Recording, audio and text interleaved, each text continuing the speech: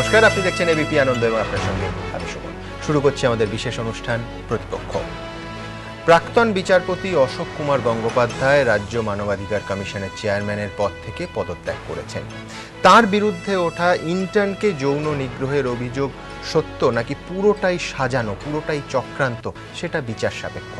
কিন্তু আমাদের এই অনুষ্ঠান গণতন্ত্রের অত্যন্ত জরুরি একটা প্রশ্ন, একটা ভিন্ন প্রশ্ন, একটা বৃহৎ প্রশ্ন নিয়ে।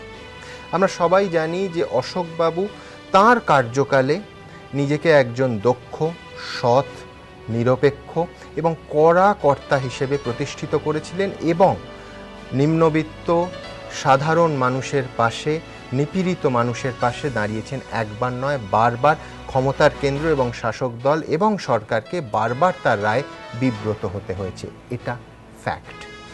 এই মুহূর্তে রাজ্য মানবাধিকার কমিশন যে জায়গায় দাঁড়িয়ে, একজন মাত্র সদস্য এবং তিনি প্রাক্তন পুলিশ কর্তা, এখানেই আমাদের আশঙ্কা এবং উদ্বেগের জায়গাটা।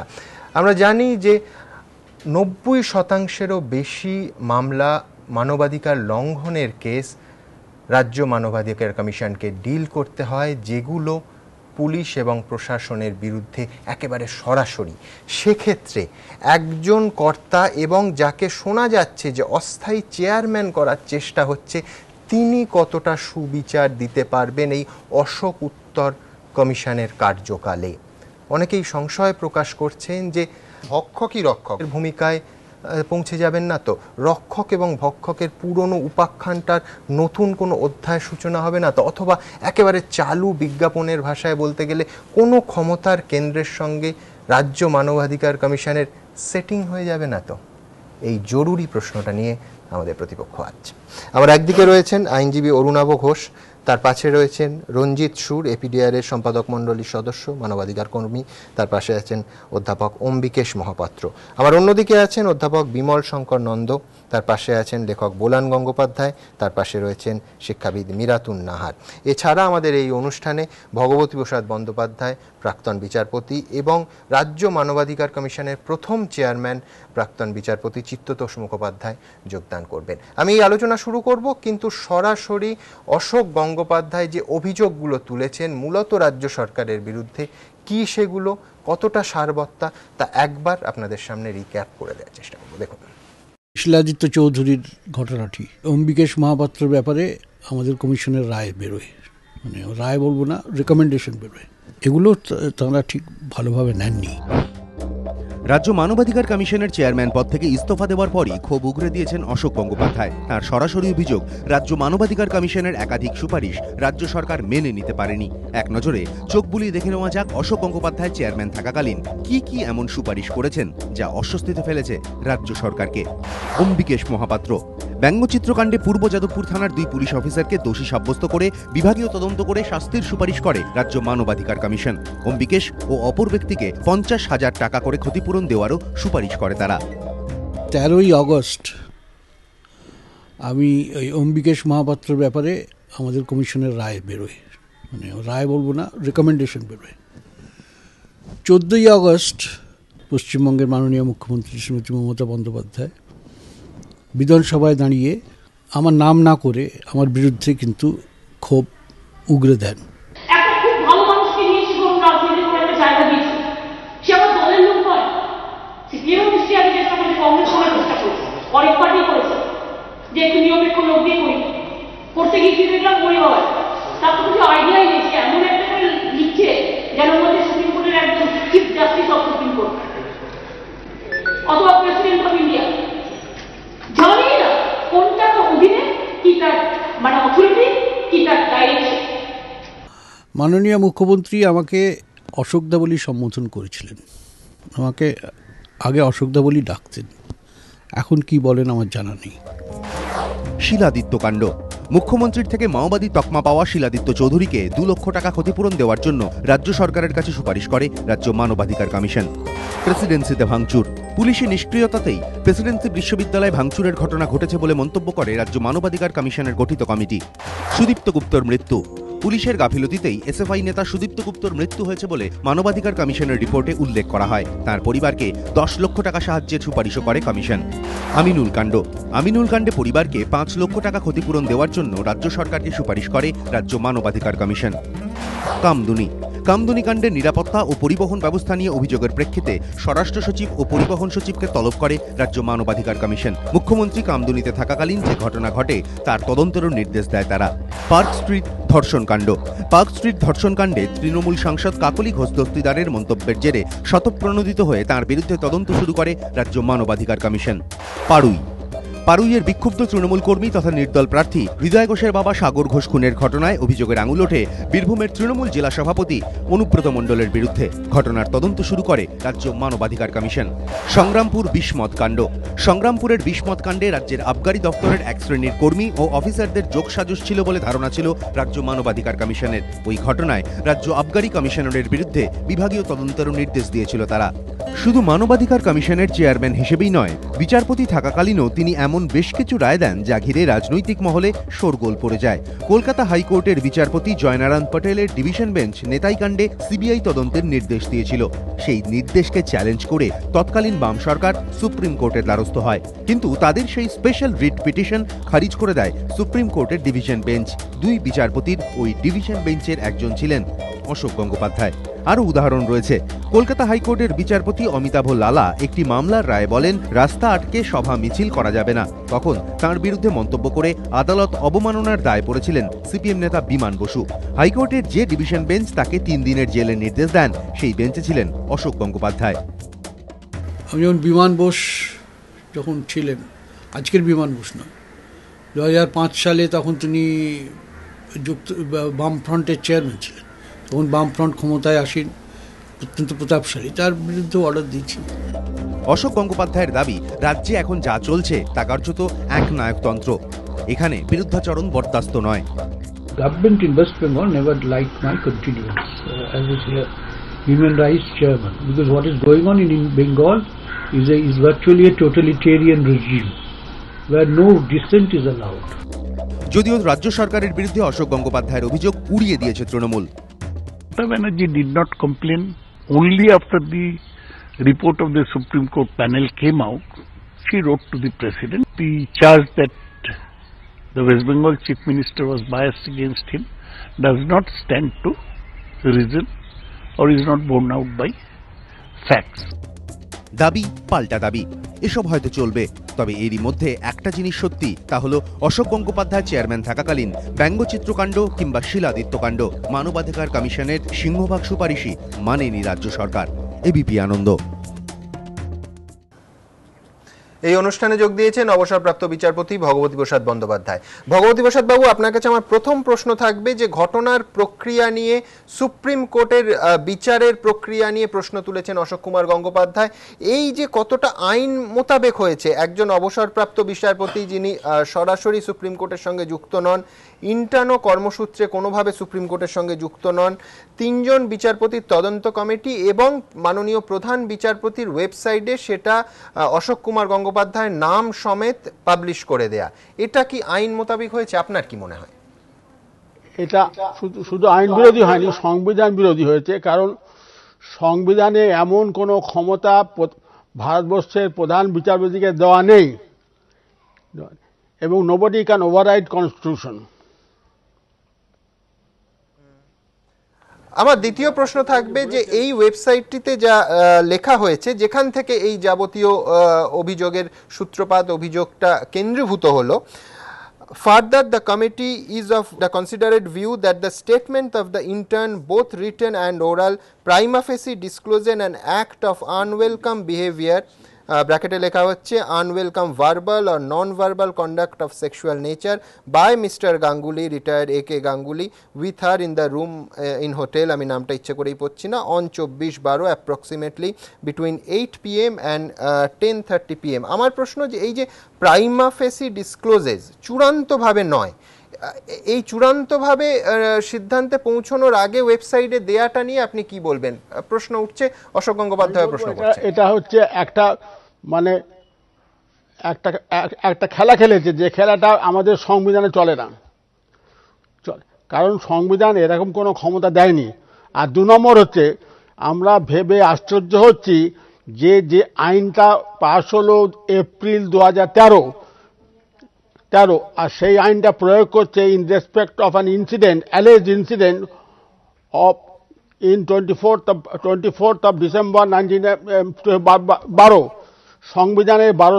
সংবিধানের 20 নম্বর ধারায় লেখা আছে রেট্রোস্পেক্টিভলি কাউকে পানিশ করা যাবে না। এই বেসিক থিংটা নিশ্চয় ওরা জানতেন, কিন্তু জেনে ওরা না জানার ভান করলেন।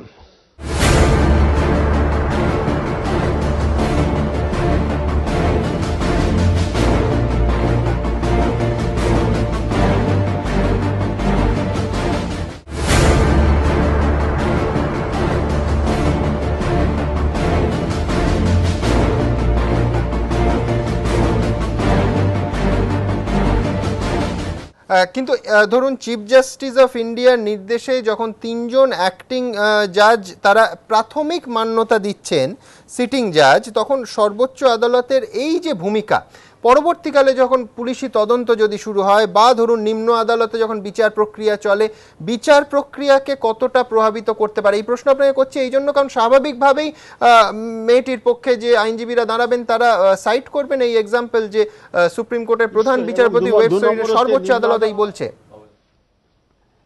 এবং সর্বোচ্চ আদালতের এই যে আলটপকা একটা মন্তব্য, এই মন্তব্যটা প্রভাবিত করবে সমস্ত বিচার ব্যবস্থাকে। এবং আরও কথা হচ্ছে যে সুপ্রিম কোর্টের জজেরা যা করেছেন তাতে করে এটা পরিষ্কারভাবে বলা যায় যে সুপ্রিম কোর্টের মাননীয় বিচারপতিরা তাদের নিরপেক্ষতা হারিয়েছেন। আপনাকে আমার শেষ প্রশ্ন এই পর্যায়ে যে এই যে প্রাইমা ফেসি বলা হচ্ছে তার পরের প্যারাগ্রাফেই বলা হচ্ছে no further follow up action is required by this court, অর্থাৎ এইখানে সম্পূর্ণ মামলাটা হচ্ছে না, এরপরে সুপ্রিম কোর্ট সেই জায়গাটা ছেড়ে দিচ্ছে।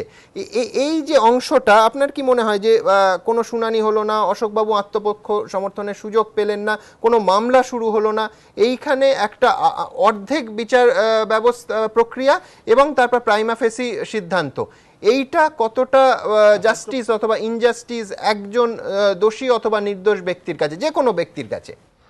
এবং সুপ্রিম কোর্ট যে কাজটা করেছে আমি সংবিধানটা ভালো করে নেড়ে চেড়ে দেখেছি, পড়েছি। শুধু ভারতবর্ষ না, অন্য কোনো দেশের সংবিধানে এরম কোনো ক্ষমতা দেওয়া হয়নি। অতএব চিফ জাস্টিস যদি 2 জন মেম্বারকে নিয়ে একটা কমিটি করেন, সেটা কিন্তু নট এ কোর্ট।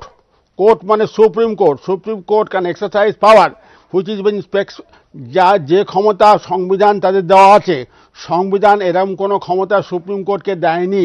অতএব সুপ্রিম কোর্ট এটা সংবিধান বহির্ভূত যে কাজ করেছেন সেটা বেআইনি, এবং সেটা আমরা আইনের ভাষা বলে আল্ট্রাভাইরাস।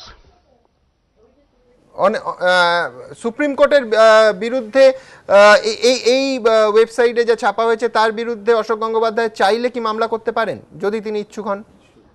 নিশ্চয়ই পারেন, কারণ রাইট টু রেপুটেশন আমাদের human rights declaration of human রাইটসে পরিষ্কারভাবে বলা আছে everyone shall have a right to reputation.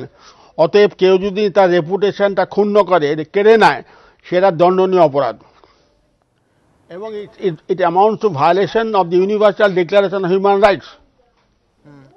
অনেক ধন্যবাদ আপনাকে। আমি অরুণাবদার কাছে হ্যাঁ অবশ্যই। সুপ্রিম কোর্টের প্রধান বিচারপতিকে যখন প্রশ্ন করা হয়েছিল যে উনি এখনকার সিটিং জাজ নয়, তবু আপনি এই কমিটিটা করলেন কেন, উনি একটা অদ্ভুত কথা বললেন। উনি বললেন যে আমি ভেবেছিলাম যে একজন সিটিং জাজ এই অপরাধটা করেছে। এটা অশোকবাবু কালকে বলেছেন, এবং কি মারাত্মক, একজন প্রধান বিচারপতি যার উপরে আমরা নির্ভর করছি, গোটা দেশ নির্ভর করছে, তিনি শুধুমাত্র ভেবে এত বড় একটা পদক্ষেপ নিলেন এবং একজন মানুষকে এইভাবে রাস্তায় বসিয়ে দিলেন। কত বড় একটা মারাত্মক। আমরা এই গোটা বিষয়টাতে সুপ্রিম কোর্টের প্রধান বিচারপতির যে ভূমিকা সেটাও খতিয়ে দেখা খুব জরুরি বলে আমার মনে হয়।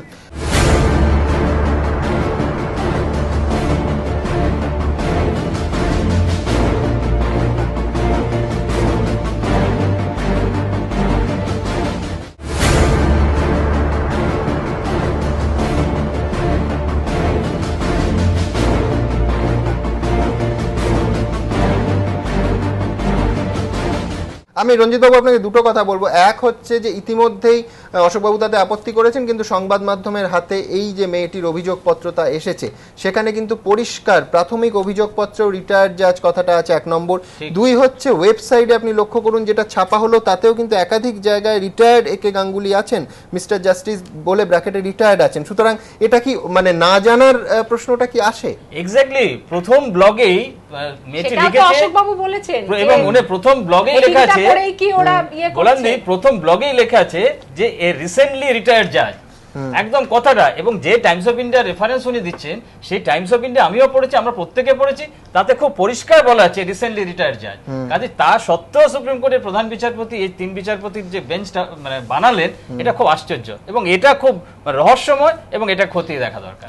আমি অরুণাবদার কাছে আসবো। অরুণাবদা, সম্পূর্ণ উল্টো দিক থেকে যদি ব্যাপারটা দেখি, ধরা যাক যে অশোক বাবুর বিরুদ্ধে যে অভিযোগগুলো উঠেছে একেবারে বর্ণে বর্ণে সত্য, সেক্ষেত্রেও প্রত্যক্ষ প্রমাণ ছাড়া, অভিযোগের যথার্থ বিচার ছাড়া কোনো অভিযুক্তকে এমন পরিস্থিতির সৃষ্টি করা যে তাকে পথ ছেড়ে যেতে হবে, পরোক্ষ শাস্তি দান, এটা কোনো সভ্য সমাজের রীতি হতে পারে? এটা প্রথম হলো ভারতবর্ষে, এর আগে হয়নি। আমি একটু তোমার স্টেটমেন্ট বলছে, স্টেটমেন্ট ডিসক্লোজেস, ওটা কিন্তু অফেন্সটা ডিসক্লোজ করেনি। আমি বারে বারে যেটা বলার চেষ্টা করছি, কোর্টে আমরা বলি স্টেটমেন্ট ডিসক্লোজেস। আমি মিরাতুন সঙ্গে দিদির সম্বন্ধে আমি এটা কথা বললাম, it is my statement that I have made a statement which ডিসক্লোজেস।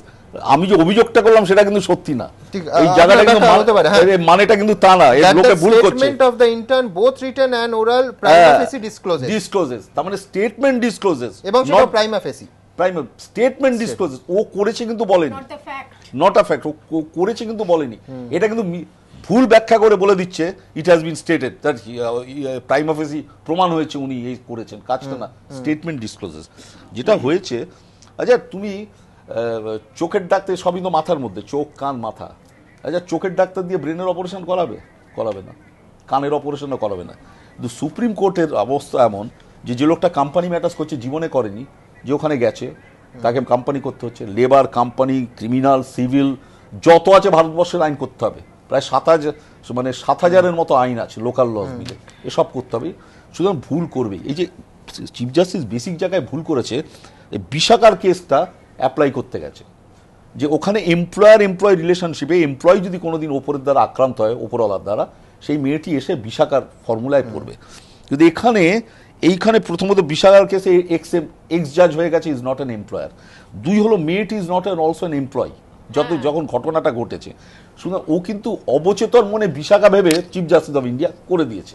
কিন্তু আমার একটা প্রশ্ন থাকবে, আপনি যেটা বলছেন যে স্টেটমেন্ট অফ দ্য ইন্টার্ন ডিসক্লোজেস, সেখানে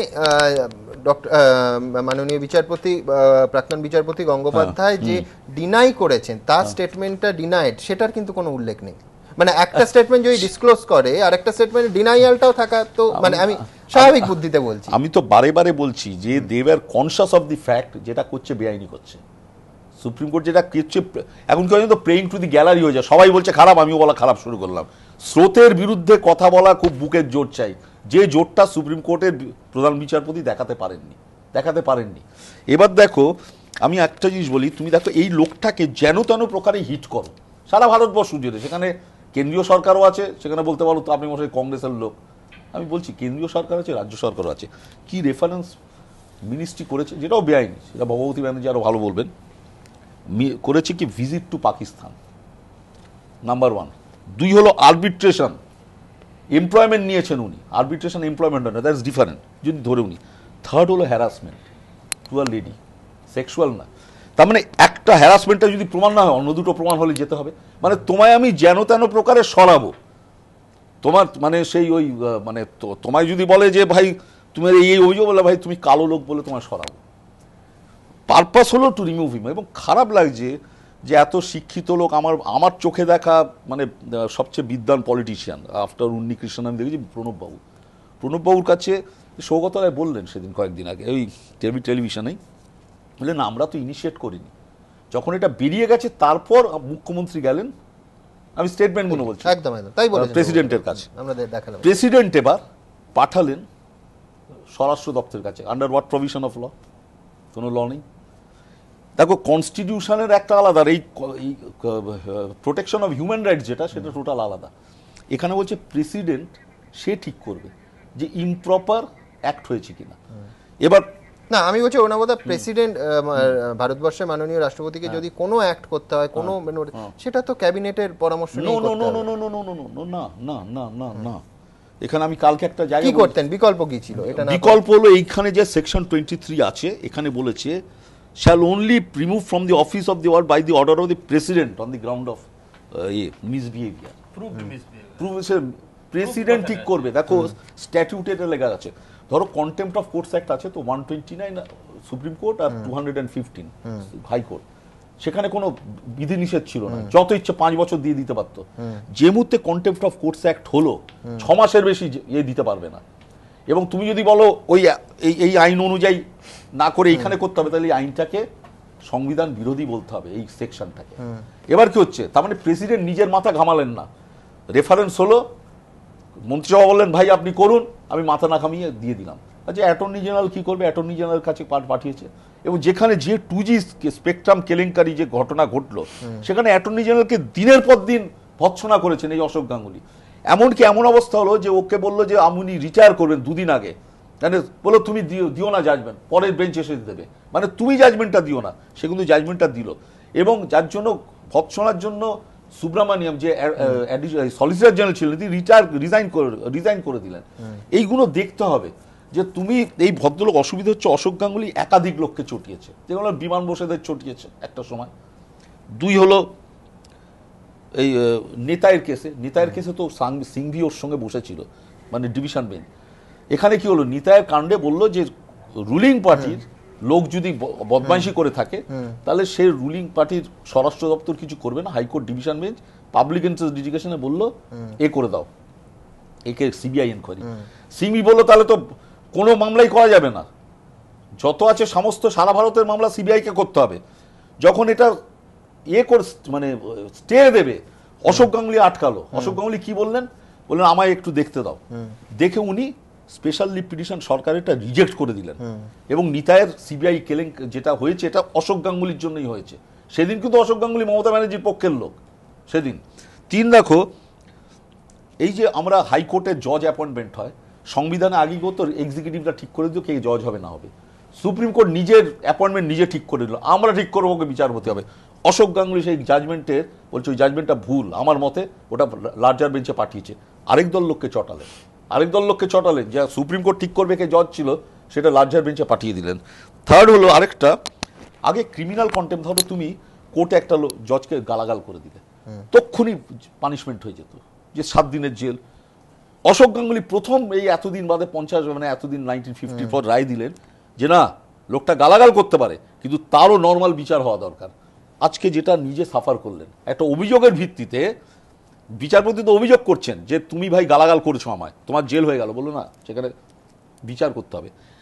আজকে এই লোকটার, আমরা দেখো এই লোকটাকে আমি 32 বছর চিনি, আমাদের সিনিয়র মহিলারা চেনেন, মক্কেলরা চেনেন। একটা অভিযোগ করে বলুক, একটা অভিযোগ আজ অব্দি ওর বিরুদ্ধে হয়নি।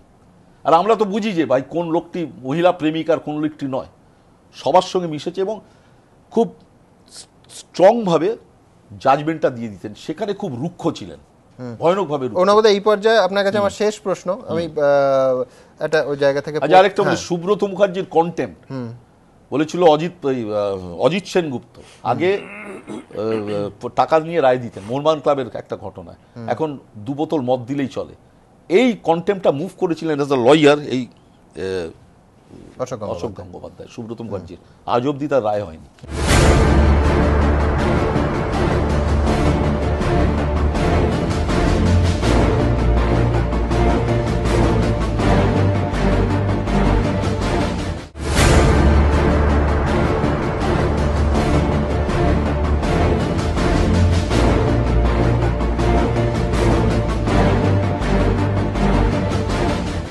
কালকে আনন্দবাজার পত্রিকার সম্পাদকীয়তে লেখা হয়েছে যে এই পদত্যাগের বিষয়, ন্যায়ের ধোঁয়া তুলিয়া অন্যায় প্রতিষ্ঠা নক্কারজনক দৃষ্টান্ত, কিভাবে একজন উচ্চপদস্থ ব্যক্তির বিরুদ্ধে বিচারহীন অভিযোগের ভিত্তিতে তাহাকে নিজের কাজ এবং নিজের কর্মস্থল থেকে খেদাইয়া বাহির করিতে হয়, বিভিন্ন পার্শ্বিক চাপের সাঁড়াশিতে ডাকিনী তাড়না সিদ্ধ করিতে হয়, তাহার দৃষ্টান্ত।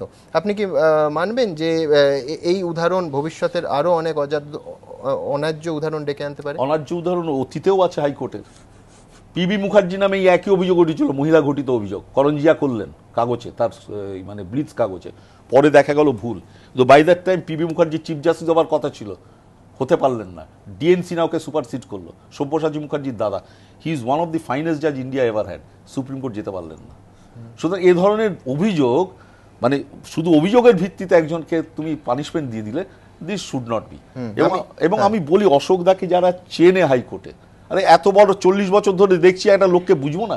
একটি মহিলা, এই যে এতগুলো মহিলা, তোমরা জানো না, প্রায় 73-74 জন মহিলা কেন্দ্রীয় মন্ত্রিসভাকে লিখেছে যে আমরা অশোক গাঙ্গুলির কাছে ডিল করেছি, ব্যক্তিগত এ নিয়ে গেছে এই হিউম্যান রাইটস কমিশনে, আমরা কিন্তু এর বিরোধী, আমাদের সঙ্গে উনি কোনোদিন এ ধরনের ব্যবহার করেনি। আমি বিমল বাবুর কাছে যাব। বলুন। যে জাতীয় মানবাধিকার কমিশনের যিনি বর্তমান চেয়ারম্যান কেজি বালাকৃষ্ণন, তাকে যখন অ্যাপয়েন্টমেন্ট দেওয়া হয় তার আগে ওনার বিরুদ্ধে ব্যাপক দুর্নীতির অভিযোগ এসেছিল এবং সেটা নিয়ে নাগরিক সমাজ সারা ভারতবর্ষে সমস্ত মানবাধিকার সংগঠনগুলো তার বিরুদ্ধে প্রতিবাদ করেছিল, রাস্তায় নেমেছিল। তখন কিন্তু এই তৃণমূল কংগ্রেস, এই কংগ্রেস পার্টি, এই বিজেপি, তারা কিন্তু একটা কথা বলেনি। তা সত্ত্বেও কিন্তু তিনি আজও 3 বছর ধরে তিনি কিন্তু জাতীয় মানবাধিকার কমিশনের চেয়ারম্যান আছেন। তাহলে নৈতিকতার যে প্রশ্নটা, যে মরাল টার্পিচার যেটা আইনে আছে, প্রোটেকশন অফ হিউম্যান রাইটস অ্যাক্টে, তাহলে নৈতিকতার মানদণ্ড সেটাও কি এক একজনের ক্ষেত্রে এক একটা? তাহলে কেন বালকৃষ্ণনকে সরানো হলো না, তার বিরুদ্ধে কেন ব্যবস্থা নেওয়া হলো না? তিনি সেটাকে ম্যানেজ করে নিলেন, আর অশোকবাবু ম্যানেজ করতে পারেননি, তাহলে আজকে ম্যানেজ করার চেষ্টাও করেননি।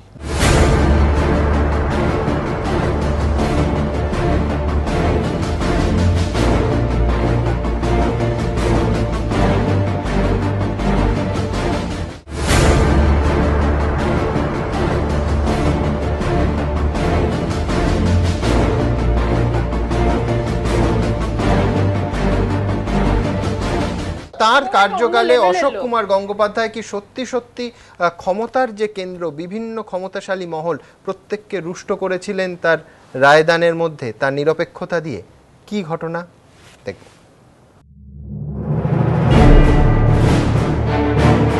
যৌন হেনস্থাকাণ্ডে শেষ পর্যন্ত রাজ্য মানবাধিকার কমিশনের চেয়ারম্যান পদ থেকে ইস্তফা দিলেন সুপ্রিম কোর্টের অবসরপ্রাপ্ত বিচারপতি অশোক গঙ্গোপাধ্যায়। তৃণমূল, বিজেপি কিংবা কংগ্রেস ইন্টার্নের অভিযোগ সামনে আসার পরই একযোগে সবাই সরব হয়েছিল তাঁর ইস্তফার জন্য। অশোক গঙ্গোপাধ্যায়ের অপসারণ চেয়ে রাষ্ট্রপতিকে চিঠি দেন মমতা বন্দ্যোপাধ্যায়। যৌন হেনস্থা সহ 3 দফা অভিযোগের ভিত্তিতে তাঁর বিরুদ্ধে রাষ্ট্রপতি যাতে সুপ্রিম কোর্টে তদন্তের নির্দেশ দিতে পারেন সেজন্য স্বরাষ্ট্র মন্ত্রকের প্রস্তাবে অনুমোদন দেয় কেন্দ্রীয় মন্ত্রিসভা। লোকসভায় ইস্তফার দাবি তোলেন বিজেপি নেত্রী সুষমা স্বরাজ। এরপর সোমবার রাজ্য মানবাধিকার কমিশনের চেয়ারম্যানের পদ থেকে ইস্তফা দেন অশোক গঙ্গোপাধ্যায়। প্রতিক্রিয়ায় সব দলের বক্তব্য আরও আগে ইস্তফা দেওয়া উচিত ছিল তার। কিন্তু নানা মহলে প্রশ্ন উঠেছে, কেন সব দল অশোক গঙ্গোপাধ্যায়কে সরানোর জন্য একযোগে সরব হলো? এর পেছনে কি কোনো ধরনের রাজনীতির গন্ধ আছে? অশোক গঙ্গোপাধ্যায় এ প্রসঙ্গে সরাসরি কিছু না বললেও শুধু বলেছেন রাজ্য মানবাধিকার কমিশনের চেয়ারম্যান হিসেবে তাঁর বেশ কিছু সুপারিশ ভালোভাবে নেয়নি রাজ্য সরকার। মানবাধিকার কমিশনকে সেই বিশ্বাসের জায়গায় নিয়ে যেতে চেয়েছিলাম, যাতে সাধারণ মানুষ এখানে আসতে পারেন এবং এলে অন্তত একটা কিছুটা সুরাহা হয়। এইটা করতে গিয়ে আমি কিন্তু একটু মনে হলো আস্তে আস্তে যে সরকার এই জিনিসটা পছন্দ করছেন না।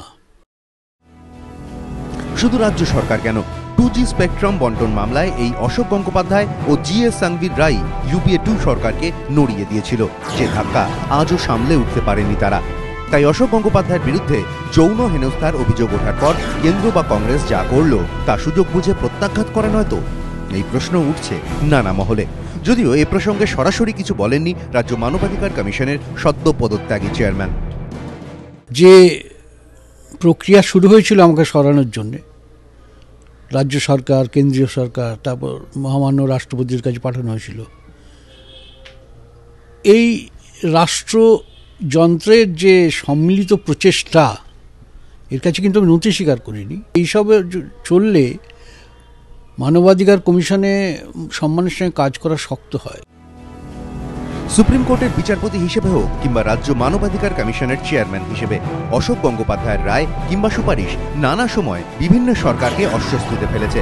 যদিও খোদ গঙ্গোপাধ্যায় কিন্তু বলছেন কোনো সিদ্ধান্ত নেওয়ার আগে তার রাজনৈতিক প্রভাব কি হতে পারে তা তিনি কোনো দিনও ভাবেননি।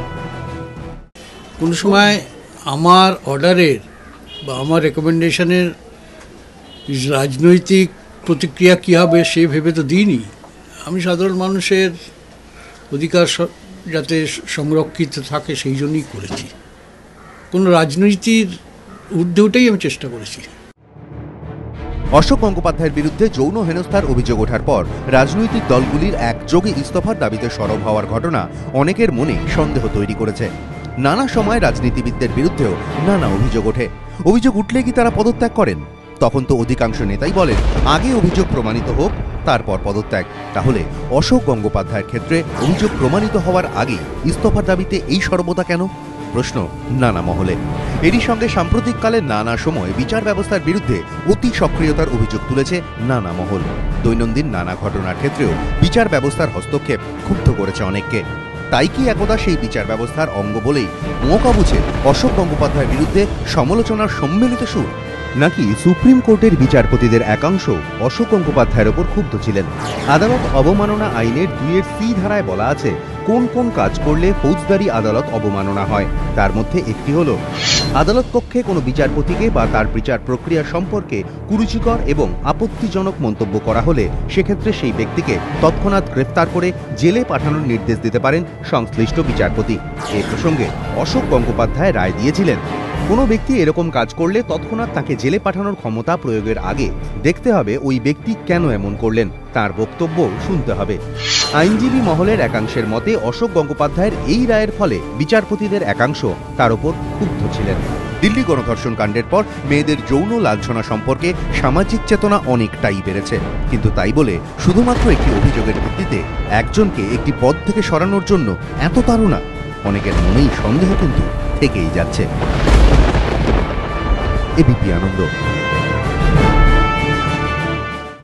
বিমলবাবু, আপনি নিশ্চয়ই আমার সঙ্গে একমত হবেন আমি যদি বলি যে রাজ্য সরকারকে অস্বস্তিতে ফেলে এরম কয়েকটা রায় দিয়েছেন বলেই মমতা বন্দ্যোপাধ্যায়রা তার বিরুদ্ধে চক্রান্ত করেছেন, অথবা 2G রায় দিয়েছেন, 122টা কোম্পানির লাইসেন্স বাতিল করেছেন বলেই কংগ্রেস অশোকবাবুর বিরুদ্ধে চক্রান্ত করেছে। এইটা অতি সরলীকৃত যেরকম, ঠিক এইটা থেকে এই কনক্লুশনে পৌঁছানো যায় না, তেমনই আপনি নিশ্চয়ই এটাও মানবেন যে অপরাধ প্রমাণের আগে যেভাবে তৃণমূল কংগ্রেস এই যে অতি সক্রিয়তা, এই অতি সক্রিয়তা কি পরোক্ষে একটা যারা বলছেন যে পিছনে চক্রান্ত আছে তাদের হাত শক্ত করছেন না? যদি বিচার প্রক্রিয়া অবধি এই রাজনৈতিক দল, এই কর্তা ব্যক্তিরা, এই নিয়ন্ত্রকরা অপেক্ষা করতেন, কি ক্ষতি হতো? না, এটা ঠিকই, আপনি একেবারেই ঠিক কথা বলেছেন। এবং আমার মনে হয় এটা নিয়ে বিভিন্ন পর্যায়ে আরও বেশি বিতর্ক হওয়া উচিত যে একজন ব্যক্তির বিরুদ্ধে অভিযোগ এলেই তাকে পদ থেকে সরে দাঁড়াতে হবে, তাহলে একটা সম্ভাবনা থেকেই যায় কারোর বিরুদ্ধে মিথ্যে অভিযোগ এনে তাকে পদ থেকে সরিয়ে দেওয়ার, এই সম্ভাবনা থেকেই যায়। কিন্তু তো ন্যাচারালি এ নিয়ে আমার মনে হয় বিভিন্ন পর্যায়ে, জাতীয় বা আঞ্চলিক বিভিন্ন পর্যায়ে আইনজীবীদের মধ্যে, এমনকি রাজনৈতিক পর্যায়ে আমার মনে হয় বিতর্ক হওয়া উচিত, হয়তো সামাজিক পর্যায়ে, সব পর্যায়ে বিতর্কটা হওয়া উচিত। তা নইলে এই সমস্যাগুলো কিন্তু থেকে যাবে। এ নিয়ে আমার কোনো মতবিরোধের জায়গা নেই। এবং আপনি বলুন যে এতগুলো দাবি এলো, এতজনের মানুষ ক্যামেরার সামনে দাবি তুললেন, এতগুলো চিঠি মাননীয় মুখ্যমন্ত্রীও লিখলেন, কিন্তু কোথাও, সব জায়গায় অপসারণের দাবিটা তোলা হলো, কোথাও কেউ পূর্ণাঙ্গ তদন্তের দাবিটা তো তুললেন না। ঠিকই, পূর্ণাঙ্গ তদন্তের দাবি তোলা হয়নি, অপসারণের দাবি তোলা হয়েছে।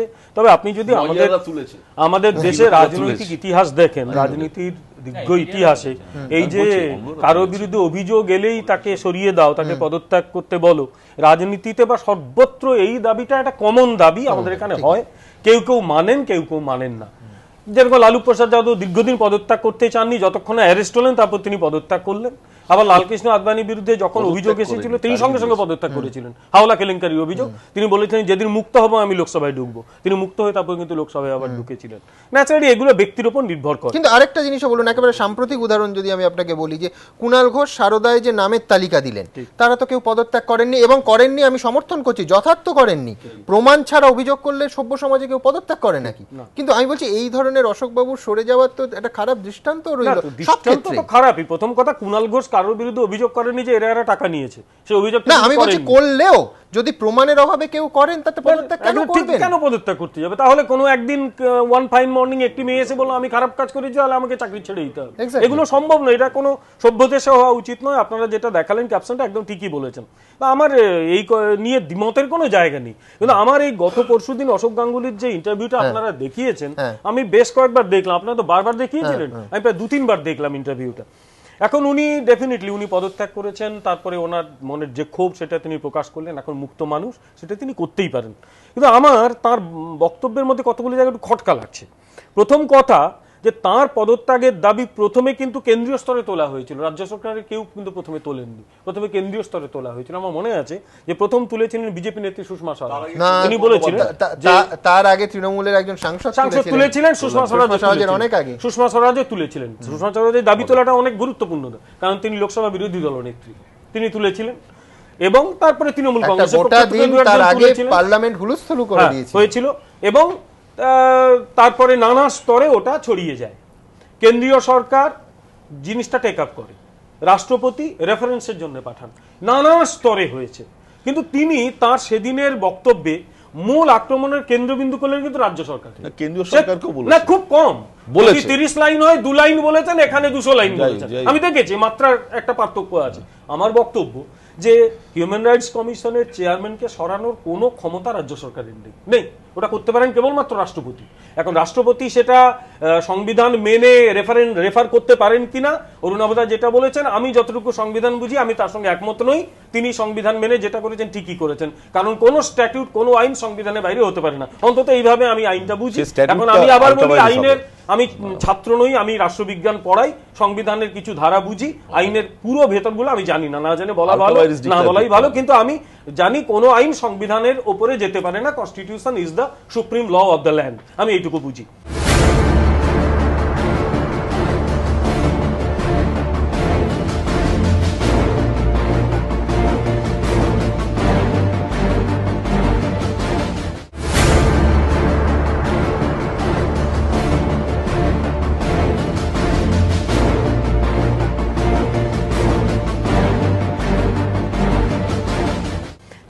কেন্দ্রীয় সরকার এই কাজ করেছে, ভারতীয় জনতা পার্টির পক্ষ থেকে পদত্যাগের দাবি করা হয়েছে।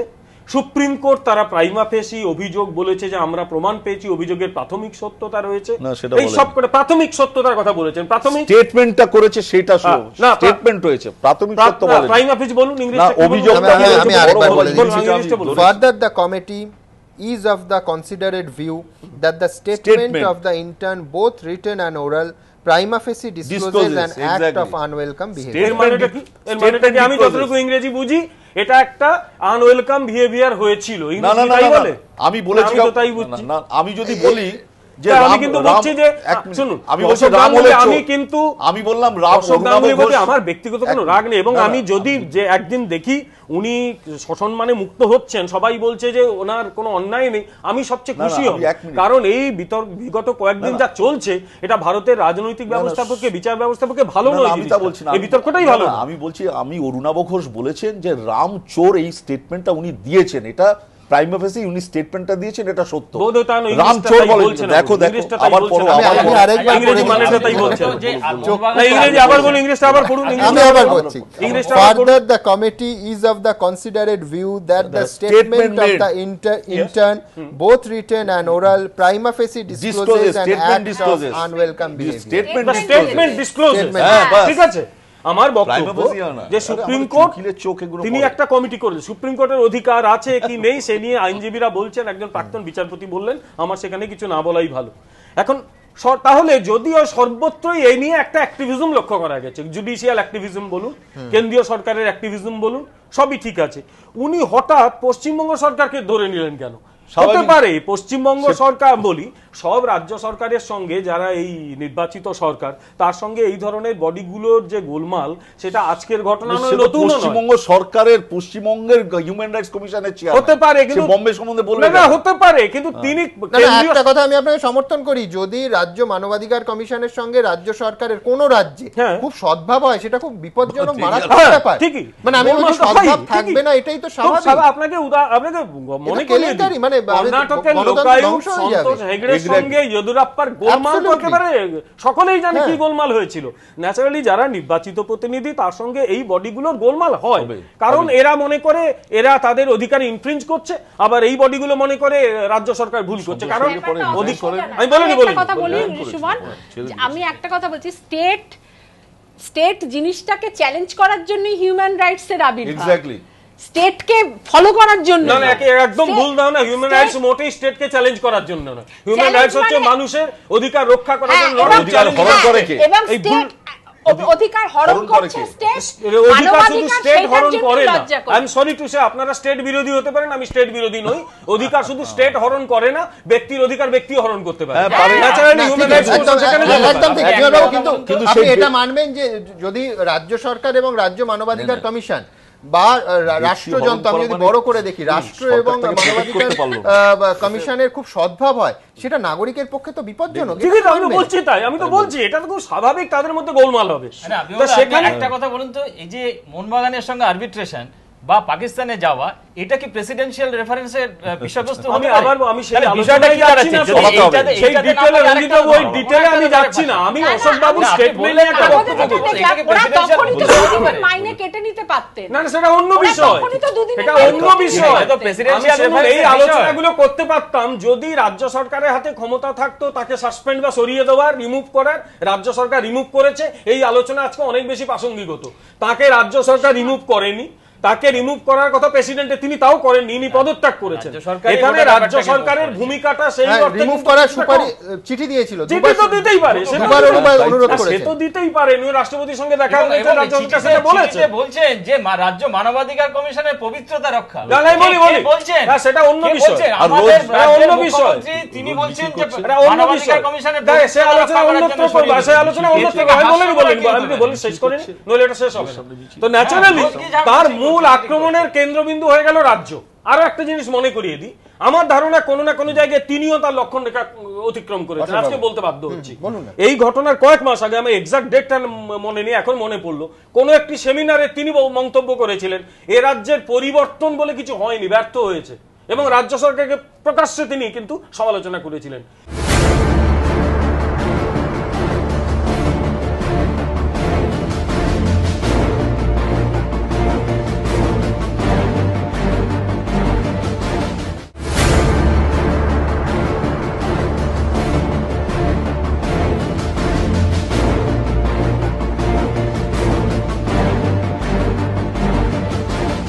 যারা এই ধরনের পদে বসবেন তাদের তো একটু বোঝা উচিত যে আমার লিমিটটা কোথায়। তিনি মানবাধিকার কমিশনের চেয়ারম্যান, এটা ঠিকই যে অধিকাংশ মানবাধিকার লঙ্ঘনের ঘটনা রাজ্যের বিরুদ্ধে আসে।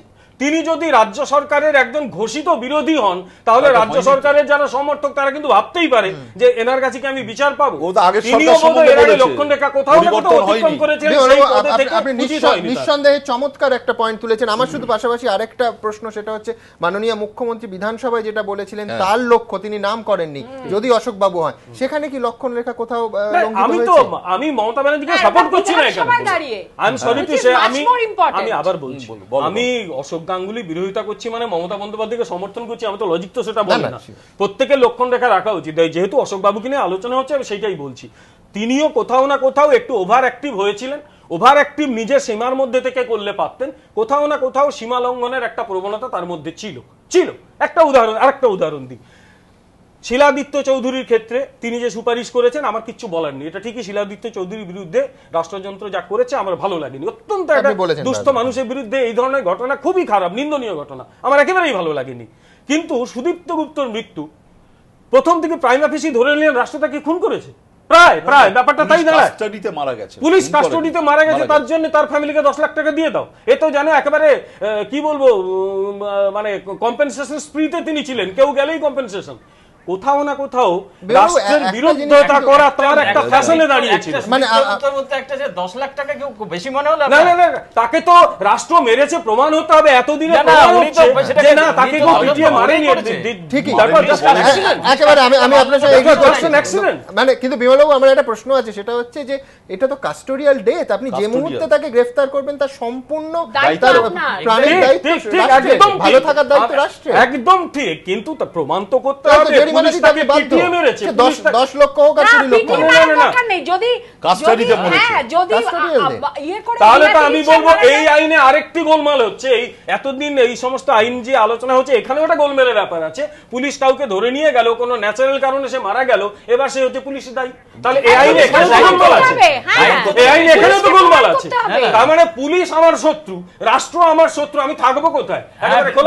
একটাই কথা বলার আছে, সেটা হচ্ছে এরকম নৈরাজ্যবাদী সমাজ আমি চাই না। না, আপনি ঠিকই বলেছেন, আমি ঠিকই বলেছেন, সেই জন্যই তো গ্রেফতারের পর মেডিকেল টেস্ট হয়। হ্যাঁ ঠিকই, সেটা তো পুজোর প্রমাণ, সঙ্গে সঙ্গে মেডিকেল টেস্ট আপনাকে করতে হয়, বাধ্য যে কোনো গ্রেফতারি। ঠিকই ঠিকই ঠিকই, কিন্তু এই তো মানে কাস্টডি মানে তো তার দায়িত্ব রাষ্ট্রের, মারা গেছে নিঃসন্দেহে অন্যায়, অন্যায় যে কোনো মৃত্যু হলেই তার দায়িত্ব তো রাষ্ট্রের। কিন্তু তিনি শেষ পর্যন্ত সুদীপ্ত গুপ্তর যে পরীক্ষা নিরীক্ষা রিসেন্টলি প্রমাণিত হচ্ছে না, তাকে কেউ পিটিয়ে মারেনি, এটা জাস্ট অ্যান অ্যাক্সিডেন্ট। আচ্ছা, এবার আপনি উল্টোটা ভাবুন, আপনার কথা আমি মানছি, আপনি উল্টোটা ভাবুন, যে রাষ্ট্র একজনকে পিটিয়ে মারলো, মেরে বললো স্বাভাবিক মৃত্যু, তার দায়িত্ব কে নেবে? যার ফলে আপনাকে হেফাজতে মৃত্যু হলে তার দায়িত্ব রাষ্ট্রকে নিতেই হবে, লজিকেও দাঁড়াচ্ছে। আমি তো সেই লজিককে সাপোর্ট করি, আমি সেই লজিককে সাপোর্ট করি। আপনি ঠিক জায়গাতেই যাচ্ছেন, কারণ আপনার নেত্রী চন্দ্রিমা ভট্টাচার্য বিধানসভায় দাঁড়িয়ে বিবৃতি দিয়েছেন যে মানবাধিকার কমিশন রাখার দরকারটা কি আছে, কমিশন তুলে দেওয়ার যে চিন্তা, তাকে ডিফাইন করে দেওয়ার যে চিন্তা, এই আইন নিয়েও আমাদের প্রশ্ন তুলতে হবে। কাস্টোডিয়াল ডেথ কাকে বলে? কাস্টোডিয়াল ডেথ কোন ক্ষেত্রে কাস্টোডিয়াল ডেথকে পুলিশকে দোষ দেব, সেটাও তো এর মধ্যে ইনক্লুড করার দরকার। এই পয়েন্টগুলো আলোচনা করতে হবে। তখন রাষ্ট্রকে গালি দিয়ে এটা হয় না, ব্যাপারটা পুলিশের দায়িত্ব, এটা আইন কানুন কনস্টিটিউশন ওই রকম নৈরাজ্যবাদী ভাবনা চিন্তাটাই নৈরাজ্যবাদী, খারাপ রাষ্ট্র খারাপ, এগুলো তো নৈরাজ্যবাদ। কেউ খারাপ না, প্রত্যেককে আইনের মধ্যে থাকতে হবে। রাষ্ট্র খারাপ না, পুলিশও খারাপ না, আইনের মধ্যে কাজ করতে হবে। আমি জাস্ট একটু শেষ করি, কনক্লুড করে নি। স্বাভাবিকভাবেই যে প্রেক্ষাপটে তাকে পদত্যাগ করতে হলো সেটা আমার একদম ভালো লাগেনি, কিন্তু তিনি দীর্ঘদিন তার ভাবনা চিন্তার মধ্যেও বিতর্কে জড়িয়েছেন। কিন্তু তা সত্ত্বেও আমি বলবো যে আমাদের এখানে বিতর্ক হওয়া উচিত। কারোর বিরুদ্ধে অভিযোগ এলে এই যে পদত্যাগের দাবি, সেটা নিয়ে নতুন করে ভাবনা চিন্তা করা, নতুন করে আইন কাঠামো তৈরি করার দরকার। তা নাহলে এই ঘটনা ভবিষ্যতে ঘটতেই থাকবে। আমি একটা ফ্যাক্ট বলে দিই, আদর্শ স্ক্যাম যখন হলো, সুপ্রিম কোর্ট ইন্টারভিউ করলেন অশোক গাঙ্গুলি আদর্শ স্ক্যামটায়, এবং উনি মন্তব্য করেছিলেন যে বিলাস রাও দেশমুখের 1 মিনিটও থাকা উচিত না, মুখ্যমন্ত্রী উনি রেজিগনেশন দিতে বাধ্য হন।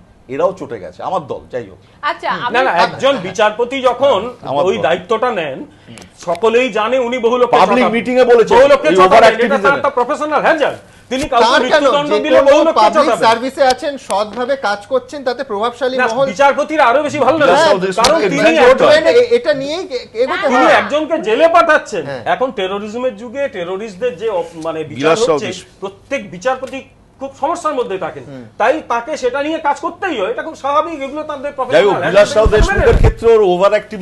তিনি শুধু এগুলো করেছেন বলেই সবাই ওনার পিছনে মানে রাউন্ড করছে, আমি এটাকে একটু অতিশয়লীকরণ বলেই মনে করছি। একদম। আমি বোলান্দির কাছে যাব, কিন্তু তার আগে আপনাদের দেখাবো যে প্রশ্ন দিয়ে আমাদের এই অনুষ্ঠান শুরু হয়েছিল, যে প্রাক্তন পুলিশ কর্তা, যেখানে মানবাধিকার লঙ্ঘনের 90% বেশি মামলা হয়, কিন্তু পুলিশেরই বিরুদ্ধে সেখানে একজন মাত্র সদস্য এবং তাকেই অস্থায়ী চেয়ারম্যান করার প্রক্রিয়া যদি শুরু হয়, সেটা কি গণতন্ত্রের পক্ষে খুব শুভ ইঙ্গিত?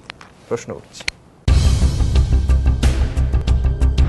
চেয়ারম্যান পদ থেকে অশোক গঙ্গোপাধ্যায়ের ইস্তফার পর রাজ্য মানবাধিকার কমিশন পরিণত হয়েছে 1 সদস্যের সংস্থায়। একমাত্র সদস্য রাজ্য পুলিশের প্রাক্তন ডিজি নাপরাজিত মুখোপাধ্যায়। মানবাধিকার লঙ্ঘনের 99% অভিযোগী যে পুলিশের বিরুদ্ধে, তারই প্রাক্তন প্রধানকে রাজ্য মানবাধিকার কমিশনের সদস্য হিসেবে নিয়োগের ঘটনায় অবাক বিভিন্ন মহল। বিশ্বের কোথাও আগে এমন হয়েছে কিনা তা নিয়েও অনেকেই সন্দেহ প্রকাশ করছেন। অনেকেরই প্রশ্ন, এটা কি ভক্ষককেই রক্ষক করার মতো বিষয় নয়? কিন্তু এর থেকেও গুরুতর অভিযোগ উঠতে শুরু করেছে। আইনে যা বলা আছে তার উল্টো পথে হেঁটেই নাপরাজিতকে নিয়োগ করা হয়েছে বলে অভিযোগ।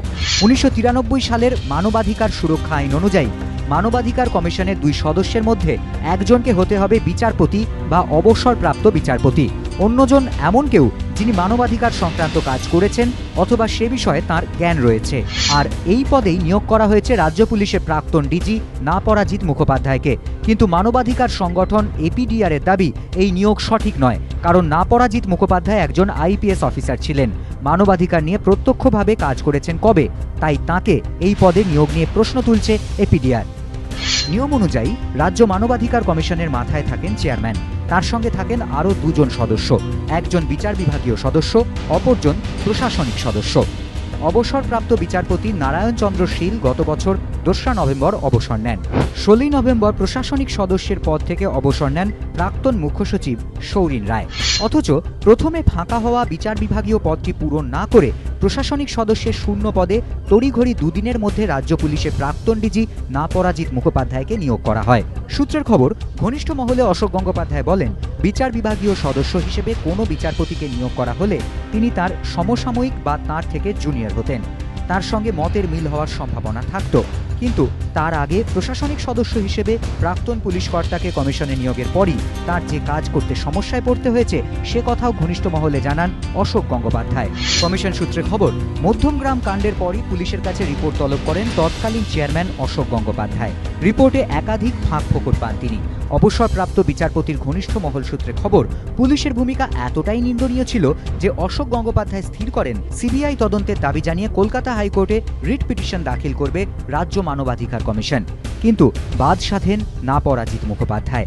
যখন তাকে আলোচনার জন্য ডাকেন অশোক গঙ্গোপাধ্যায়, তখনই তাড়াহুড়ো করবেন না বলে এড়িয়ে যান নাপরাজিত মুখোপাধ্যায়। প্রকাশ্যে এ বিষয়ে মুখ না খুললেও অশোক গঙ্গোপাধ্যায় এটা স্বীকার করেছেন, প্রাক্তন ডিজি কমিশনে আসার পর বেশ কয়েকটি ক্ষেত্রে মতান্তর হচ্ছিল। নতুন যিনি সদস্য এসেছেন তার বিরুদ্ধে আমার কিছু বলার নেই, তবে একটু মতান্তর হচ্ছিল। 2-1টি ক্ষেত্রে আমার মনে হচ্ছিল ওনার মতামতটা একটু ভিন্ন ধরনের। শেষ নির্দেশ আপনি জারি করেন কেশপুরের স্কুল শিক্ষিকা, সেখানেও কি কোনো নোট বা কোনো একটা, আপনি যে 2 জনকে ডাকতে চেয়েছিলেন সেখানেও একটা মতান্তর হয়েছিল, একজনকে পুলিশকে ডাকা যাবে না? হ্যাঁ, উনি এই ধরনের একটা মন্তব্য করেছিলেন। আমি বললাম ঠিক, উনি যখন বলছেন পুলিশকে ডাকা যাবে না, পুলিশকে না ডেকে আমরা স্কুলের ডিআইকে বোধহয় ডেকেছি। বিচার বিভাগীয় সদস্য পদ আগে খালি হওয়া সত্ত্বেও তড়িঘড়ি প্রশাসনিক সদস্য হিসেবে নাপরাজিত মুখোপাধ্যায়ের নিয়োগের মধ্যে অস্বাভাবিকত্ব খুঁজে পাচ্ছে আইনজীবী মহলের একাংশ। যখন বিচারপতি নারায়ণচন্দ্র শীল তিনি অবসর গ্রহণ করলেন, সেই জায়গায় কিন্তু আজও কোনো নিয়োগ হলো না। পরে খালি হলো ওই প্রশাসকের পদ, যেখানে তড়িঘড়ি করে এই তৎকালীন ডিজি নপরাজিত মুখার্জিকে নিয়োগ করা হলো। এ নিয়েই সন্দেহ হতো। নাপরাজিত মুখোপাধ্যায়ের ডিজি থাকাকালীন পুলিশের বিরুদ্ধে মানবাধিকার লঙ্ঘনের ঝুড়ি অভিযোগ উঠেছে। এখন কমিশনের সদস্য হিসেবে নাপরাজিত সেই অভিযোগের বিচার কিভাবে করবেন তা নিয়ে সন্দিহান অনেকেই। মানবাধিকার সংগঠন বা এই সংস্থাটি আছে জেনে অনেক সাধারণ মানুষ নিশ্চিন্ত বোধ করেন।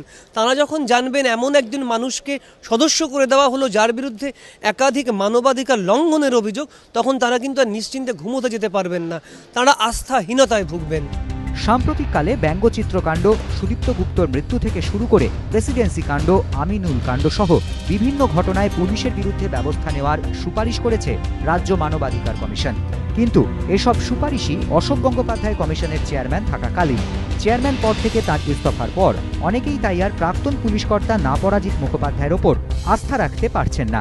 মানবাধিকার সংগঠন এপিডিআর আগেই কমিশনের সদস্য হিসেবে প্রাক্তন ডিজি নিয়োগকে চ্যালেঞ্জ জানিয়ে আদালতে মামলা করেছিল।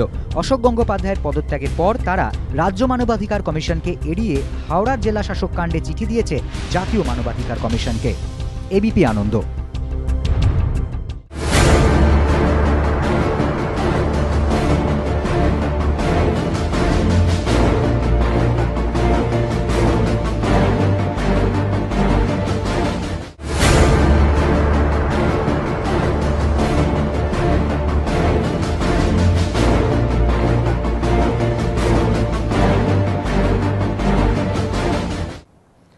বলান্দি, অনেকেই কিছুটা পরিহাস করেই বলছেন যে আসলে রক্ষকই ভক্ষক নয়, ভক্ষকই রক্ষক, ভক্ষককে রক্ষকের আসনে বসানো উচিত কি না সে প্রসঙ্গ অন্য। কিন্তু একটা মত উঠছে যে ডিজি যিনি একেবারে সাম্প্রতিককালেও ডিজি ছিলেন, সদ্য অবসর নিয়েছেন, অর্থাৎ মানবাধিকার কমিশনের কাছে এরম অনেক মামলা আসতে পারে যেটা সেই ডিজির সময়কালের মধ্যে, সেখানে 1 নম্বর কি করে সুবিচার দেবেন, এরকমও নয় তিনি 10 বা 15 বছর আগে অবসরপ্রাপ্ত। সুতরাং একেবারে সাম্প্রতিককালে। এবং আরেকটা যেটা প্রশ্ন উঠছে যে নারায়ণচন্দ্র শীল, অর্থাৎ জুডিশিয়াল যে পোস্টটা শূন্য রইল সেটা শূন্যই রইল, কিন্তু এই পদটা পূরণ হয়ে গেল। আপনার কি মনে হয়? প্রথম একটা কথা আমি একটু বলি, এটা একটু পরে বলছি। আমি যে একটা কথা বলি, বিমল বাবু যেটা বলছিলেন যে রাজ্যকে দায়ী করা হচ্ছে যে অশোকবাবুর এই চলে যাওয়ার, অশোকবাবু আসা থেকে আমরা দেখছি যে কোনো একটাও সুপারিশ কিন্তু স্টেট মানেনি। এবং এই সমস্ত সুপারিশগুলো স্টেটের যে ধরনের প্রচার হচ্ছে যে দেশ একেবারে এগিয়ে চলেছে, উন্নয়নের জোয়ার এসেছে, বান এসেছে, এখন কোনো জায়গায় কোনো রেপ হচ্ছে না, কোনো কিছু না, সব খুব শান্তিপূর্ণ, খুব অনেক টাকা খরচ করে উৎসব করবার মতন একটা অবস্থায় স্টেট এসে গেছে, এরকম একটা প্রচার যে হচ্ছে, সেই প্রচারে বাদ সাধছিল অশোকবাবুর রায়গুলো বা রেকমেন্ডেশনগুলো। ফলত এই সমস্তটা মমতা ব্যানার্জি যে ভাবমূর্তিটা তৈরি করতে চাইছেন সরকারের নিজের পার্টির, সেই ভাবমূর্তিটা আহত হচ্ছিল। এটা আমরা সকলেই সাধারণ মানুষ বুঝতে পারছিলাম। এবং রাজ্যকে কেন বলা হচ্ছে, বিধানসভায় দাঁড়িয়ে যখন মুখ্যমন্ত্রী কোনো মন্তব্য করবেন তখন সেই মন্তব্যটা কিন্তু ব্রিগেড গ্রাউন্ডের মাঠের মন্তব্যের চেয়ে বেশি গুরুত্বপূর্ণ। সেখানে দাঁড়িয়ে উনি যখন অশোক গঙ্গোপাধ্যায়ের নাম না করেই এমন এমন কথা বলেছেন যে কথাগুলো শুনে আমাদের মনে হয়েছে যে না, এর মানবাধিকার কমিশন জিনিসটাকে মুখ্যমন্ত্রী ঠিক পছন্দ করছেন না, কারণ মানবাধিকার তার মতের সঙ্গে মত দিচ্ছে না। এইটার সঙ্গে পশ্চিমবঙ্গের 8-5টা ঘটনাকে যদি আমরা দেখি, যেমন টিভি সিরিয়ালও এখন সরকার থেকে নিয়ন্ত্রণ করা হচ্ছে, টিভি সিরিয়ালের গল্প, সেটার রেপ ওয়েস্ট বেঙ্গলে হওয়া সম্ভব না, সেটা রেপটা উড়িষ্যায় হতে হবে, এই রকম নানা রকম শুনতে পাই। কারণ কি, যারা চাকরি করেন তারা তো সব সাধারণ লোকজন, তাদের সঙ্গে তো আর 5 জনের ইয়ে হবে, এবং সেইটার ইন্টারাকশনই জানতে পারি যে এই যে সমস্ত বিষয়টাকে একটা কবজা করার একটা প্রবণতা এই সরকারের, এবং সমস্ত বিষয়টা কবজা শুধু যে রাষ্ট্র কবজা করছে ব্যাপারটা তা নয়, কিন্তু পার্টি কবজা করছে।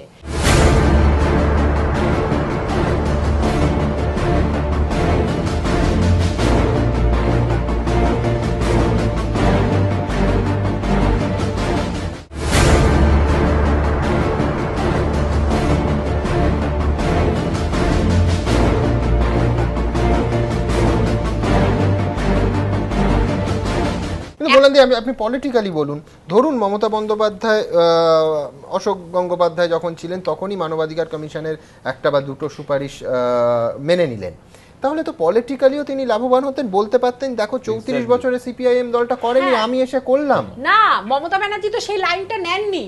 মমতা ব্যানার্জি তো এসেই এই মানে ওই সেই একটা কথা বলে না, বেড়াল মারতে হয় সেই প্রথম রাত্রিরে, একটা প্রবাদ আছে না, এটা তো উনি তো সেই ইয়েটা রেখে, এবং উনি সকলকে ধমকেই ঠিক রাখবেন, মানে বিরোধীদেরও, দেশ রাজ্যের নাগরিকদেরও যারা একটু বেগরবাই করবে তাদেরই উনি যখন প্রথম মানে ওর মুখ্যমন্ত্রী হবার ইয়ে হলো, মানে সূচনাটা দেখা গেল, তখন তো দেখা গিয়েছিল উনি খুব মানবাধিকারের বন্ধু।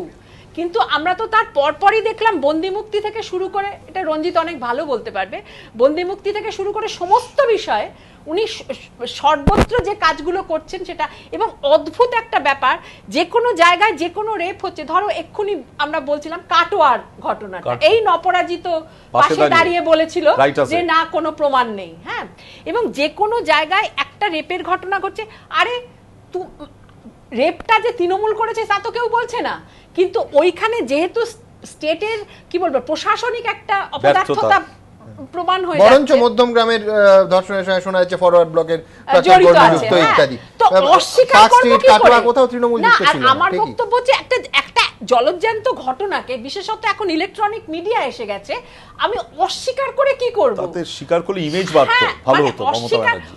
মানে উনি একজন মহিলা প্রধান মুখ্যমন্ত্রী, ওর কাছ থেকে তো একটু বেশি, সে বেশির আর দরকার নেই, কিন্তু যেটার আইনত সেটা তো উনি বলবেন। হ্যাঁ, মানে যে কোনো জায়গায় যে কোনো ঘটনা প্রশাসনিক ব্যর্থতাকে প্রকাশ করলেই উনি সেটা অস্বীকার করে দিচ্ছেন। আরে অস্বীকার করলে কি ঘটনাটা না হয়ে যাবে? যার বাড়িতে ঘটেছে সে কি বিশ্বাস করতে শুরু করবে যে বা যে কোনো এই কদর্য অন্যায়ের পিছনে রাজনৈতিক রং দেখাটা কি খুব জাস্টিফাইড? মানে আমি ধরছি যে সেটার বিরুদ্ধেই তো এই পরিবর্তনটা চাওয়া হয়েছিল। মানে মুকুল রায় বলছেন মধ্যমগ্রামের ঘটনা ফরওয়ার্ড ব্লক কর্মী করছে, আমি বলছি যে এই রকম নৃশংস জঘন্য কাজ করা তৃণমূল না কংগ্রেস ফরওয়ার্ড ব্লক যায় আসে না, কিচ্ছু যায় আসে না। আর এই জিনিসগুলো এই পার্টির মরবার আগে বলতে হবে তুমি কোন দল, এইটার বিরুদ্ধেই তো আমরা রাস্তায় নেমেছিলাম। হ্যাঁ, আজকে আমরা দেখছি যে আরো বেশি সেটাই হচ্ছে, যে কোনো সময় আমরা বলতে পারছি না যে না এইটা একটা মানুষ। ওইখানে বইমেলা একটা ইয়ে করা হচ্ছে, আমাকে আজকেই একজন বললো ওটা জানো তো ওরা সব ছদ্মবেশী সিপিএম, তাই একটা বইমেলা পুড়িয়ে দিয়েছে, যাদবপুরের কথা বলছি, হ্যাঁ, ফ্লেক্স ছিঁড়ে দিয়েছে, পুড়িয়ে দেয়নি, ফ্লেক্স ছিঁড়ে দিয়েছে, নষ্ট করে দিয়েছে, করতে দেয়নি, প্রতীকী বইমেলাও করতে দেয়নি। তো সেটা সবাই বলছে যে, আমাকে একজন বললো যে ওরা জানো তো আসলে ছদ্মবেশী সিপিএম। আমি সিপিএম নিজেও যদি ব্যানারটা নিয়েই, সিপিএম এর ব্যানারটা নিয়ে একটা বইমেলা করে, ভাঙবার অধিকার কে দিয়েছে, কাকে দিয়েছে, কেন দিয়েছে? এটা তো ভাঙবার অধিকার কারণ নেই। হ্যাঁ, এই যে একটা পুরো গণতান্ত্রিক বাতাবরণের এটাই নষ্ট হয়ে গেছে। আচ্ছা, পলিটিক্যাল পার্টিও যদি একটা রেপ কন্ডেম করে, গভর্নমেন্ট কি সাপোর্ট করবে সেটা? কি মানে আমি তো বুঝতেই পারছি না যে সমস্ত বিষয়টা এখন একটা জিনিস দাঁড়িয়েছে যে উনি মনে করছেন যে সেই বালিতে মুখ গুজে থাকার মতন, যে আমি যদি আজকে না বলে দিই তাহলে ঘটনাটা যেন না হয়ে গেলে তো আমরাই সবচেয়ে খুশি হব। আমরা যদি রাস্তাঘাটে সেফলি বেড়াতে পারি তাহলে তো আমরাই সবচেয়ে খুশি হব। এবং অশোক গাঙ্গুলির বিরুদ্ধে আর একটা জিনিস আমি খুব লক্ষ্য করছি সুমন, যে পশ্চিমবঙ্গে না প্রথম রেপটাকে অস্ত্র করেছে সিপিএম, নন্দীগ্রামে, সিঙ্গুরে তাপসী মালিক। হ্যাঁ, এবং রেপটাকে যে একটা রাজনৈতিক অস্ত্র হিসেবে ব্যবহার করা যায় সেটা কিন্তু সিপিএম দেখিয়ে দিয়ে গেছে নন্দীগ্রামে, বিশেষত নন্দীগ্রামে।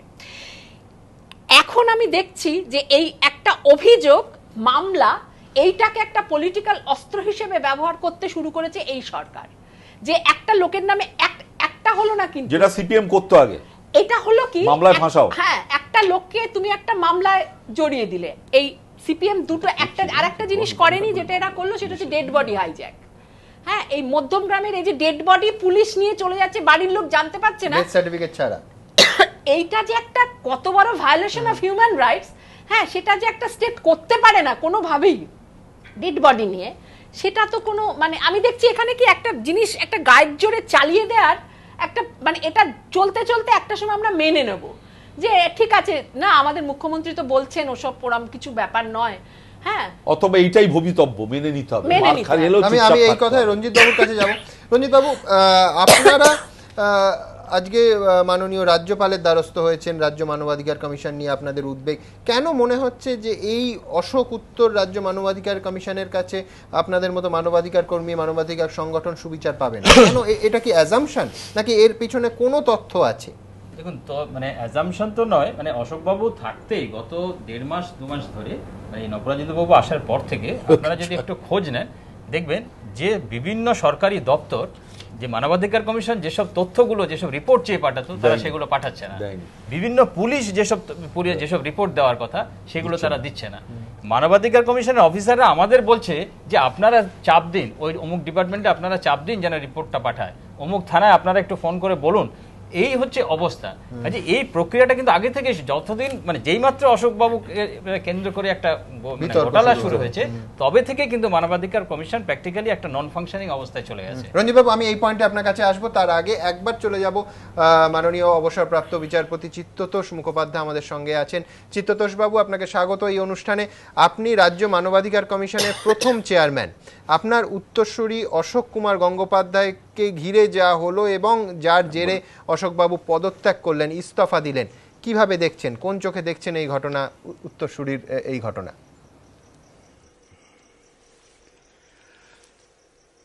দুটো কথা বলি। এক তো তিনি এই সমস্ত বিতর্কের অবসানের জন্য, এই বিতর্কের অবসানের জন্যই পদত্যাগ করেছেন।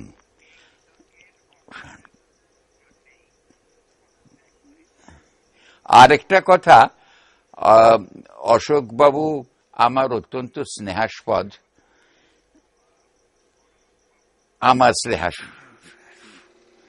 আর তার বিষয় একটা বিতর্কমূলক আলোচনা করা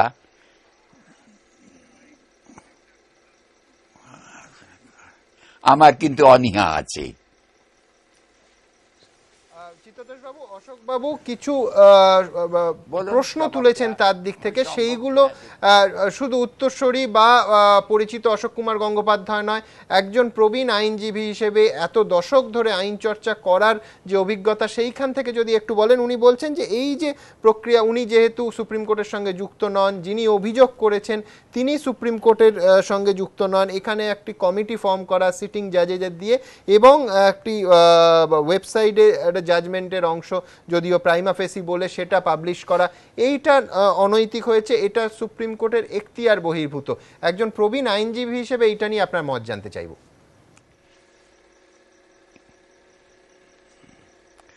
আমি এই কথাই বলবো যে যদি কমিটি এটি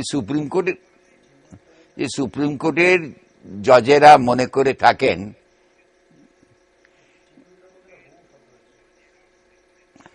যে তাদের এখতিয়ারের মধ্যে এরকম একটা তদন্ত করা সম্ভব নয়,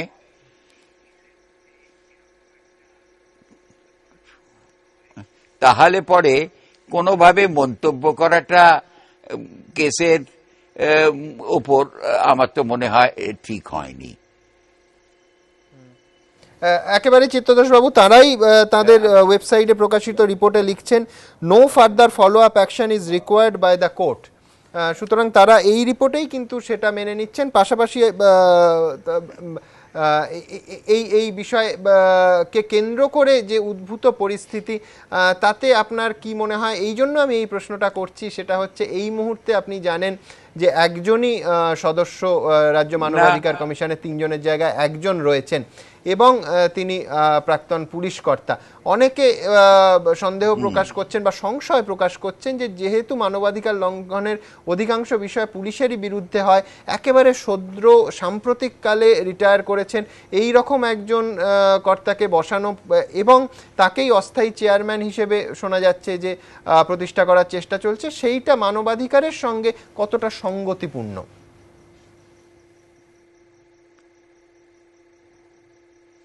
এখন পরে ভবিষ্যৎই বলে দেবে যে যিনি এখন আছেন মানবাধিকারের সদস্য তারই নিরপেক্ষ আছেন কিনা, যথার্থ মানবাধিকার রক্ষা করার জন্য প্রচেষ্টা করছেন কিনা।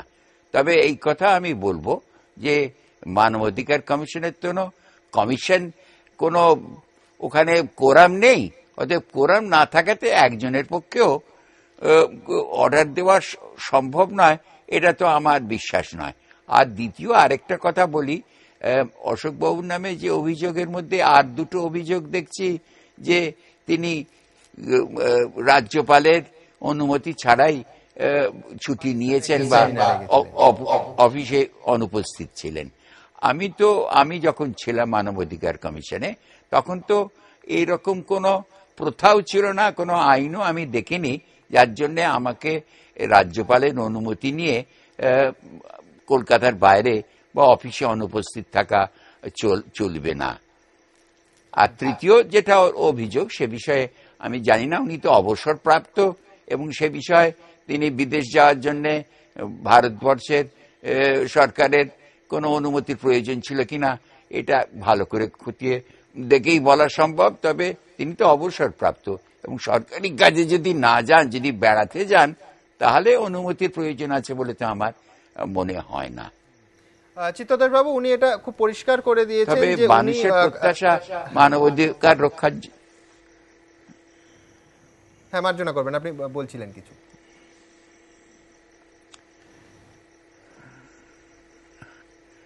আমার কথা, হ্যাঁ, মানবাধিকার রক্ষার বিষয়ে আমি বলছিলাম যে মানুষের প্রত্যেকেরই প্রত্যাশা আছে এবং সে প্রত্যাশা রক্ষা যেন থাকে, এটাই আমি রক্ষা পাবে এটাই আমার আশা। এবং মনে হয় যে অশোকবাবুকে কিন্তু অব্যাহতি দেওয়া প্রয়োজন, কারণ তিনি যখন নিজেই ছেড়ে দিয়েছেন, আর যিনি ব্লগে অভিযোগ করেছিলেন তিনি যখন পুলিশের কাছে অভিযোগ করেননি, তখন এর পরে কি সব বিতর্কের অবসান হওয়াটাই বাঞ্ছনীয় নয়?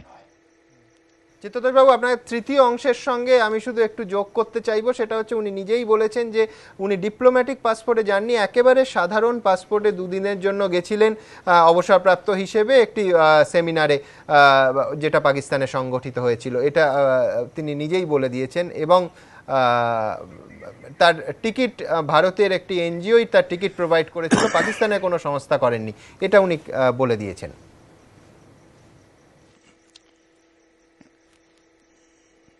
আর তাছাড়া এটা বিশেষ ধরনের একটা গ্রস মিসকন্ডাক্ট বলে তো বিবেচিত হবে কি, যদি অভিযোগটাকে এমন কিছু গুরুতর যে উনি বাইরে গেছেন যেখানে ভারতের বিরুদ্ধে কিছু করেননি, এটা এমন কি গভীর, এটার সঙ্গে সংযোজন করা হয়েছে তো প্রথম অভিযোগের সঙ্গে না। আপনাকে আমার শেষ প্রশ্ন থাকবে, সেটা হচ্ছে এই যে প্রাইমা ফেসি বলে যেটা বলা হয়েছে যে further this committee is of the considered view that the statement of the intern both written and oral prima facie discloses an act of unwelcome behaviour, এই যে সুপ্রিম কোর্টের মাননীয় প্রধান বিচারপতির ওয়েবসাইটে এটা তুলে দেওয়া হলো, এরপরে ভবিষ্যতে যদি কখনো বিচার প্রক্রিয়া চলে, পুলিশি তদন্ত বা নিম্ন আদালতে বিচার প্রক্রিয়া, এই ওয়েবসাইটের মাননীয় প্রধান বিচারপতির ওয়েবসাইটে পাবলিশ জিনিসটি কি কোনোভাবে বিচার প্রক্রিয়ার ওপর প্রভাব সৃষ্টি করতে পারে?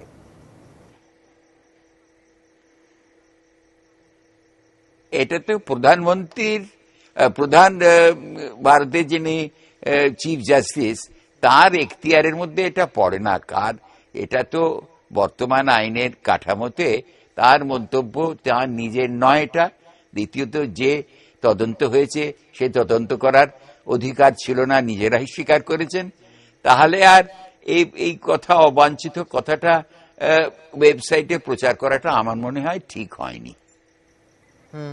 এই আমার শেষ প্রশ্ন, যেভাবে অশোক কুমার গঙ্গোপাধ্যায়ের নামটাও ওয়েবসাইটে দিয়ে দেওয়া হলো এবং তার পরবর্তীকালে যেভাবে ঘটনার স্রোত হলো, আপনার উত্তরসূরির এই ইস্তফা কতটা অবাঞ্ছিত, কতটা পীড়িত করেছে আপনাকে?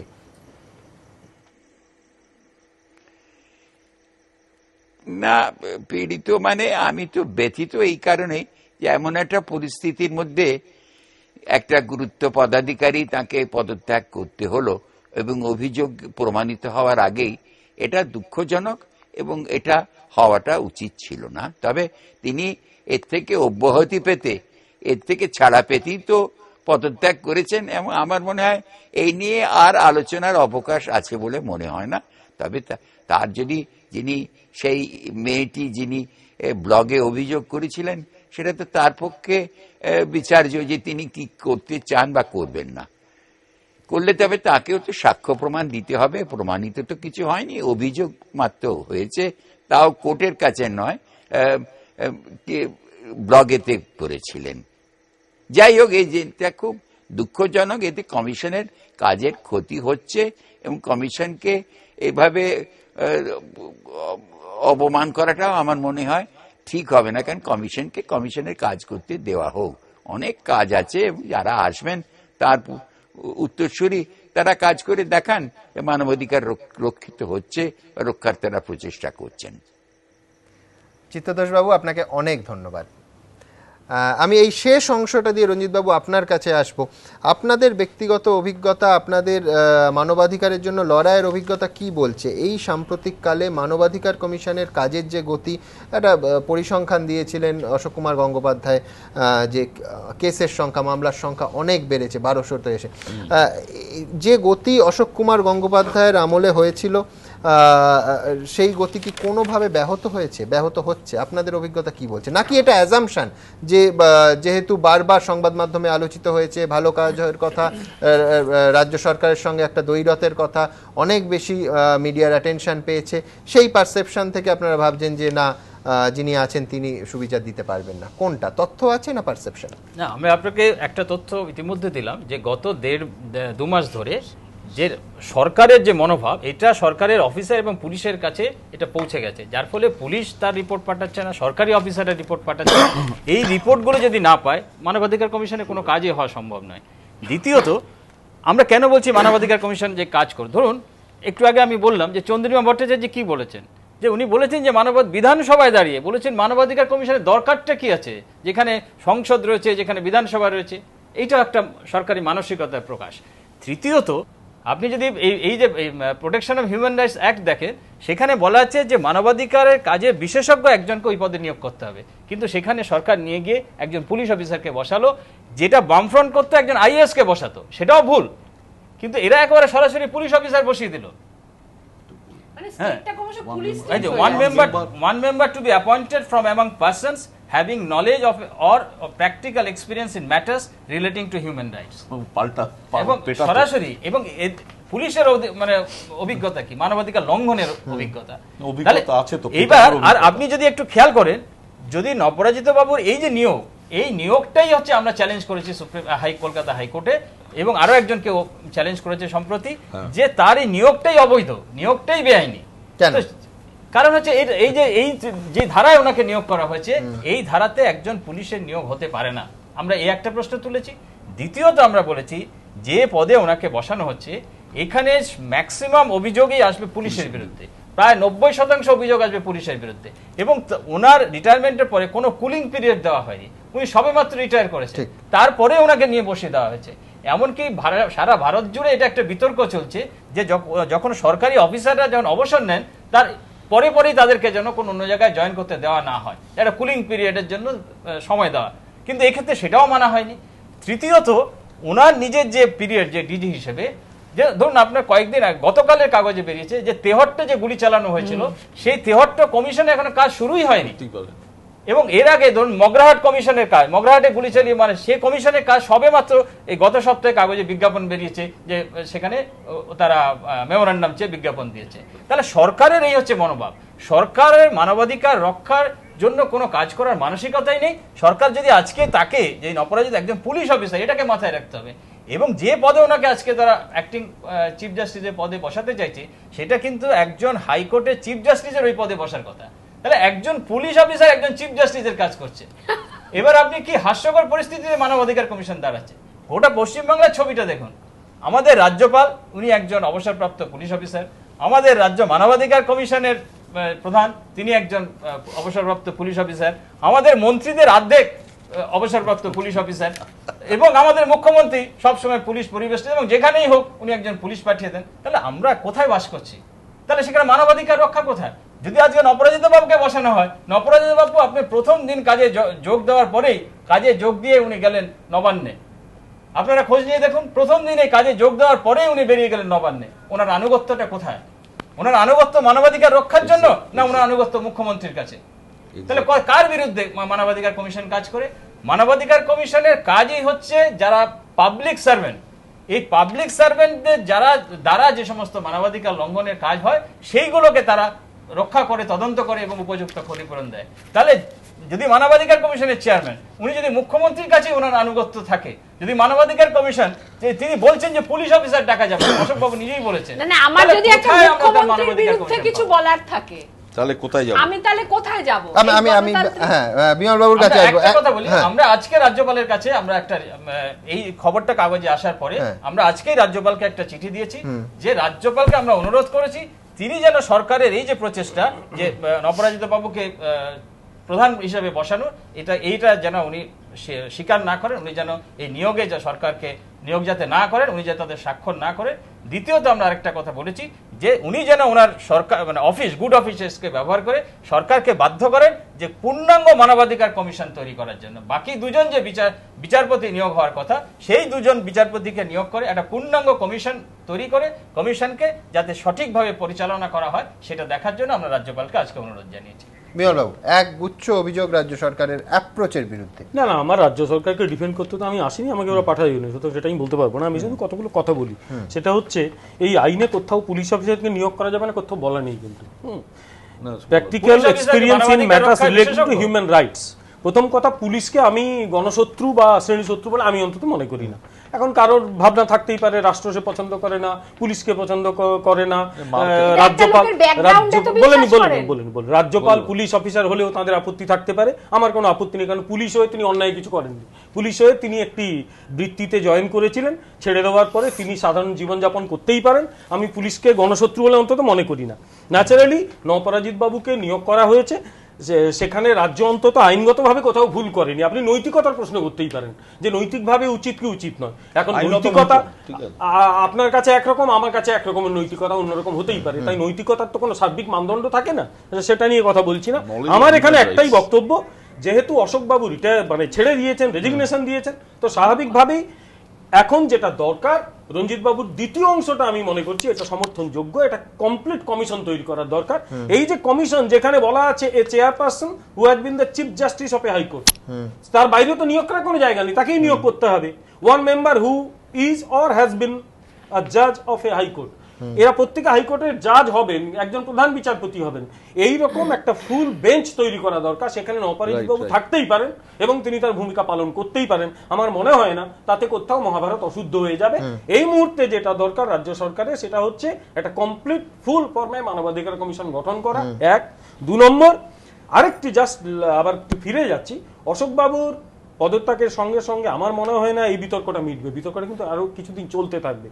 সব বিতর্কই আমি মনে করি একটা জায়গায় পৌঁছয়, বিতর্ক একেবারে আনহেলদি নয়, কিন্তু এই বিতর্ককে কেন্দ্র করে যে জায়গাগুলো পৌঁছলাম সেটা আমার নিজের ভালো লাগেনি, বিচার বিভাগের পক্ষে অনেক কিছুর পক্ষে ভালো লাগেনি। যার জন্য আপনাদের এই চ্যানেলে অন্য একটি প্রোগ্রামে বলেছিলাম যে আমি যদি অশোক বাবুর জায়গায় থাকতাম আমি কিন্তু সেই মেয়েটির বিরুদ্ধে মানহানি মামলা করতাম। অশোক বাবু এমন একটা কথা আমি বলিনি, আমি অশোক বাবুর সমর্থন করি না, তার কারণ উনি শিক্ষক, একজন ছাত্র, আমিও শিক্ষক। একটা কথা, আমিও শিক্ষক। কেউ যদি আমার ছাত্র অভিযোগ করে যে আমি জাল মার্কশিট নিয়ে মাস্টারি করছি, প্রফেসরি করছি, আমি তাকে কোর্টে তুলবো, আমি তখন ছাত্র বলে রেয়াত করবো না। ন্যাচারালি নারী জাতির অভিযোগ, না ওইসব আমি জানি না, ওইসব আমি মানি না। এখানে একটা ডিভাস্টেটিং অভিযোগ এসছে, একজনের ব্যক্তির বিরুদ্ধে যে অভিযোগ, এটা ডিভাস্টেটিং। একজন সাধারণ নাগরিক হিসেবে আমার জানার অধিকার আছে কি ঘটেছিল। আমি মনে করি, আমার দাবি, তিনি মানহানি করুন, তিনি করবেন কিনা তিনি ব্যক্তি, তিনি সেটা ঠিক করবেন। আমি হলে মানহানির মামলা করতাম, তখনই কিন্তু সামনে সত্যটা আসতো। মানহানি মামলা না করলে এই ঘটনা চলতেই থাকবে। আমার অধিকার আছে জানা, সবাই জানো। তাহলে পৃথিবীতে কিছু কোনো কিছুতেই সত্য আসে না, আমরা বসে বসে হরির নাম জপ ছাড়া কিছু করার নেই। কোর্ট আছে, লড়াই হবে, সেখানে সত্য আসতে পারে, নাও আসতে পারে। আসবে না তাহলে কি আলোচনার একটা ভিত্তি তো থাকবে। মামলাতে কিছু হবে না, পুলিশ অফিসারকে নিয়োগ করা যাবে না, রাজ্যপাল পুলিশ হতে পারবেন না, তাতে হবেটা কি? সব মানবাধিকার, সকল মানবাধিকার কর্মীদের নিয়ে বসিয়ে দিতে হবে, সেটাও বোধহয় সমাজের পক্ষে ভালো হবে না, কারণ নৈরাজ্যবাদ সমাজের পক্ষে ভালো হবে না। পোস্ট আছে মানবাধিকার কর্মীদের, সেটাই দেয়নি, বামফ্রন্টও দেয়নি, তৃণমূল সরকারও দিল না। আমি কিছু মানবাধিকার কর্মীদের যা কাণ্ড কারখানা দেখেছি, ঈশ্বর রক্ষা করুন তাদের যেন ওখানে বসানো না। সেটা আপনি কিছু দেখেছেন?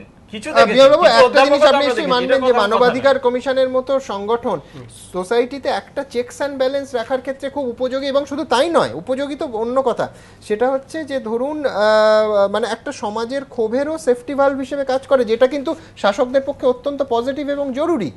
যে আরেকটা গণতন্ত্রের আরেকটা জায়গায় যেখানে রাষ্ট্রযন্ত্র কেউ যদি মনে করেন যে তাকে নিষ্পেষণ করছে, সেখানে যেতে পারে। আমি এইখানে আমি একটু এগিয়ে বলি, ওনারা যেটা বলে শুনুন, আপনারা যেটা বলেননি এগিয়ে, আমি আরেকটা কথা বলি, আমি একটু এগিয়ে বলি, আপনাদের চেয়ে এগিয়ে ভাবছি। এই যে মানবাধিকার আইন, এটা কিন্তু কোনো সংবিধান সংশোধনী আইন নয়, এটা একটা আইন তৈরি করে মানবাধিকার কমিশন হয়েছে। আমি মনে করি এর সাংবিধানিক মর্যাদা থাকা উচিত। আমি তো আরো এগিয়ে ভাবছি, মানবাধিকার কমিশনের সাংবিধানিক মর্যাদা থাকা উচিত, কারণ আমাদের এই তৃতীয় বিশ্বের দেশগুলোতে মানবাধিকার লঙ্ঘনের ঘটনা প্রচুর মানবাধিকার লঙ্ঘনের ঘটনা ঘটে। সেক্ষেত্রে যদি তার কনস্টিটিউশনাল স্ট্যাটাস থাকে, তাহলে কিন্তু মানবাধিকার কমিশনে অনেক দাঁতনক থাকবে। তবে সেখানে আরো সতর্ক হতে হবে, দেখতে হবে যারা নির্বাচিত প্রতিনিধি, যে কনস্টিটিউশনাল যে বডিগুলো, তার সঙ্গে এদের যেন অপ্রয়োজনে বিরোধ না বাঁধে, সেইটা বাদ দিয়ে এই কমিশনের একটা সাংবিধানিক মর্যাদা। আমি আপনাকে দুটো জায়গা বলি, এক হচ্ছে যে তাহলে এইটাও এনশিওর করতে হবে যে, মানে আমি বলছি যে আপনার কি মত, যে এটা কি এনশিওর করা উচিত যে সুপারিশ সরকারকে মানতে বাধ্য করা যায় কি না। 1 নম্বর, যে সুপারিশ সেটা রাজ্য সরকারের বিরুদ্ধে গেলে রাজ্য সরকার মানবে না, এই লিবার্টি থাকা উচিত কিনা এক। এবং 2 নম্বর হচ্ছে যেটা আপনি বলছিলেন যে সদ্ভাব থাকতে হবে, সুসম্পর্ক থাকতে হবে, সেটা কতটা জরুরি? আমার তো মনে হয় যে মানবাধিকার কমিশনের মতো সংগঠন এবং রাষ্ট্রশক্তি তাদের যদি সদ্ভাব দেখা যায় এবং সব বিষয়ে তারা একমত হন, সেটা নাগরিকের পক্ষে অত্যন্ত বিপজ্জনক। আপনি ঠিকই বলেছেন, মানবাধিকার কমিশনের সঙ্গে সরকারের মত মিলে গেলে সে তো সাংঘাতিক হবে, সেটা হবে না, কখনো না হওয়াই ভালো। আমি মনে করি মানবাধিকার কমিশনের সুপারিশ রাজ্য সরকার মানবে কিনা, কোন কোন ক্ষেত্রে মানা উচিত, সেক্ষেত্রে কোর্টের ভূমিকা কি হবে, আমার মনে হয় এ নিয়ে দীর্ঘ বিতর্ক হওয়া উচিত। এ নিয়ে আইনগত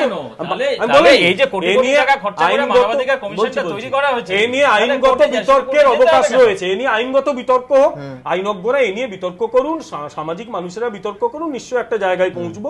তবে সেই জায়গায় যারা থাকবেন তাদেরও কিন্তু নিজেদের লক্ষণ রেখা সম্পর্কে সচেতন হতে হবে। আমি মানবাধিকার কমিশনের চেয়ারম্যান, আমি কথায় কথায় রাজ্য সরকারের পলিটিক্যাল অ্যাটাক করছি সেই পদে বসে, তখন কিন্তু আমাকে নিয়ে প্রশ্ন উঠবে।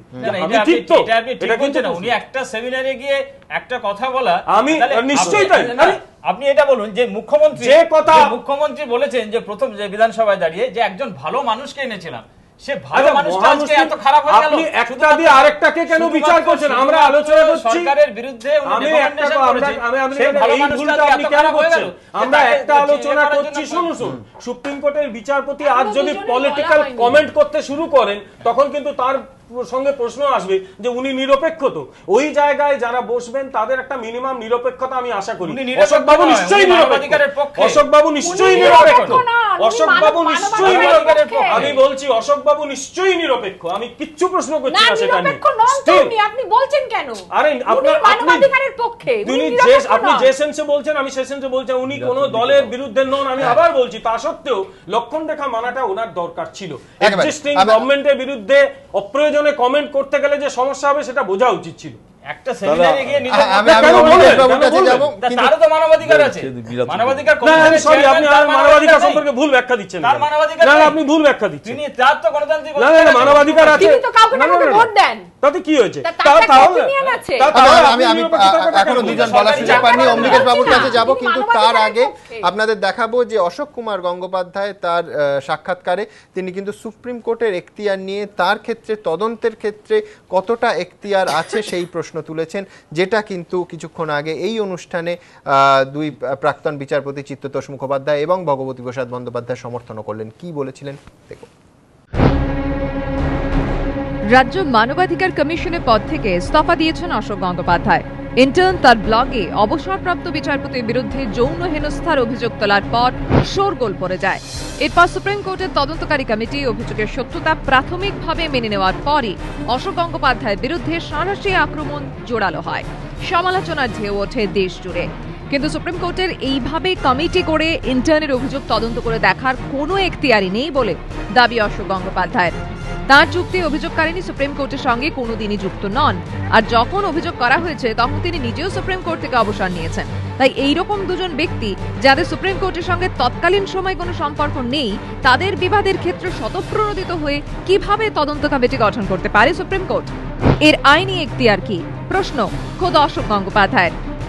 প্রথম কথা, সুপ্রিম কোর্ট যেভাবে একটা প্রসিডিং করলো আমার বিরুদ্ধে, সেটা একদম বেআইনি। মানে রিপোর্টটা দেওয়ার সময় প্রধান বিচারপতি বলেছেন যে আমাদের রিটায়ার্ড জাজের বিরুদ্ধে কোনো অভিযোগ গ্রহণযোগ্য নয়। কিন্তু আমি যে রিটায়ার্ড জাজ সেটা কি তারা জানতেন না? এটা জানার জন্য কি তদন্ত কমিশনের দরকার হয়? এবং স্বীকার করছেন ওনাদের কোনো এখতিয়ার নেই, তা সত্ত্বেও কমিটি করলেন, এই সমস্ত করলেন। শুধু এই নয়, 3 বিচারপতিকে নিয়ে গঠিত সুপ্রিম কোর্টের কমিটি তার রিপোর্টে বলে প্রাথমিক তথ্য প্রমাণে মনে হয়েছে অশোক গঙ্গোপাধ্যায় ইন্টার্নের সঙ্গে অবাঞ্ছিত আচরণ করেছেন। কিন্তু সঙ্গে এও বলে ঘটনার দিনে সুপ্রিম কোর্টে অশোক গঙ্গোপাধ্যায়ের শেষ কর্মদিবস ছিল, আর ইন্টার্নও সুপ্রিম কোর্টের হয়ে কাজ করেননি। এর ফলে সুপ্রিম কোর্টের এই বিষয়ে করণীয় কিছু নেই।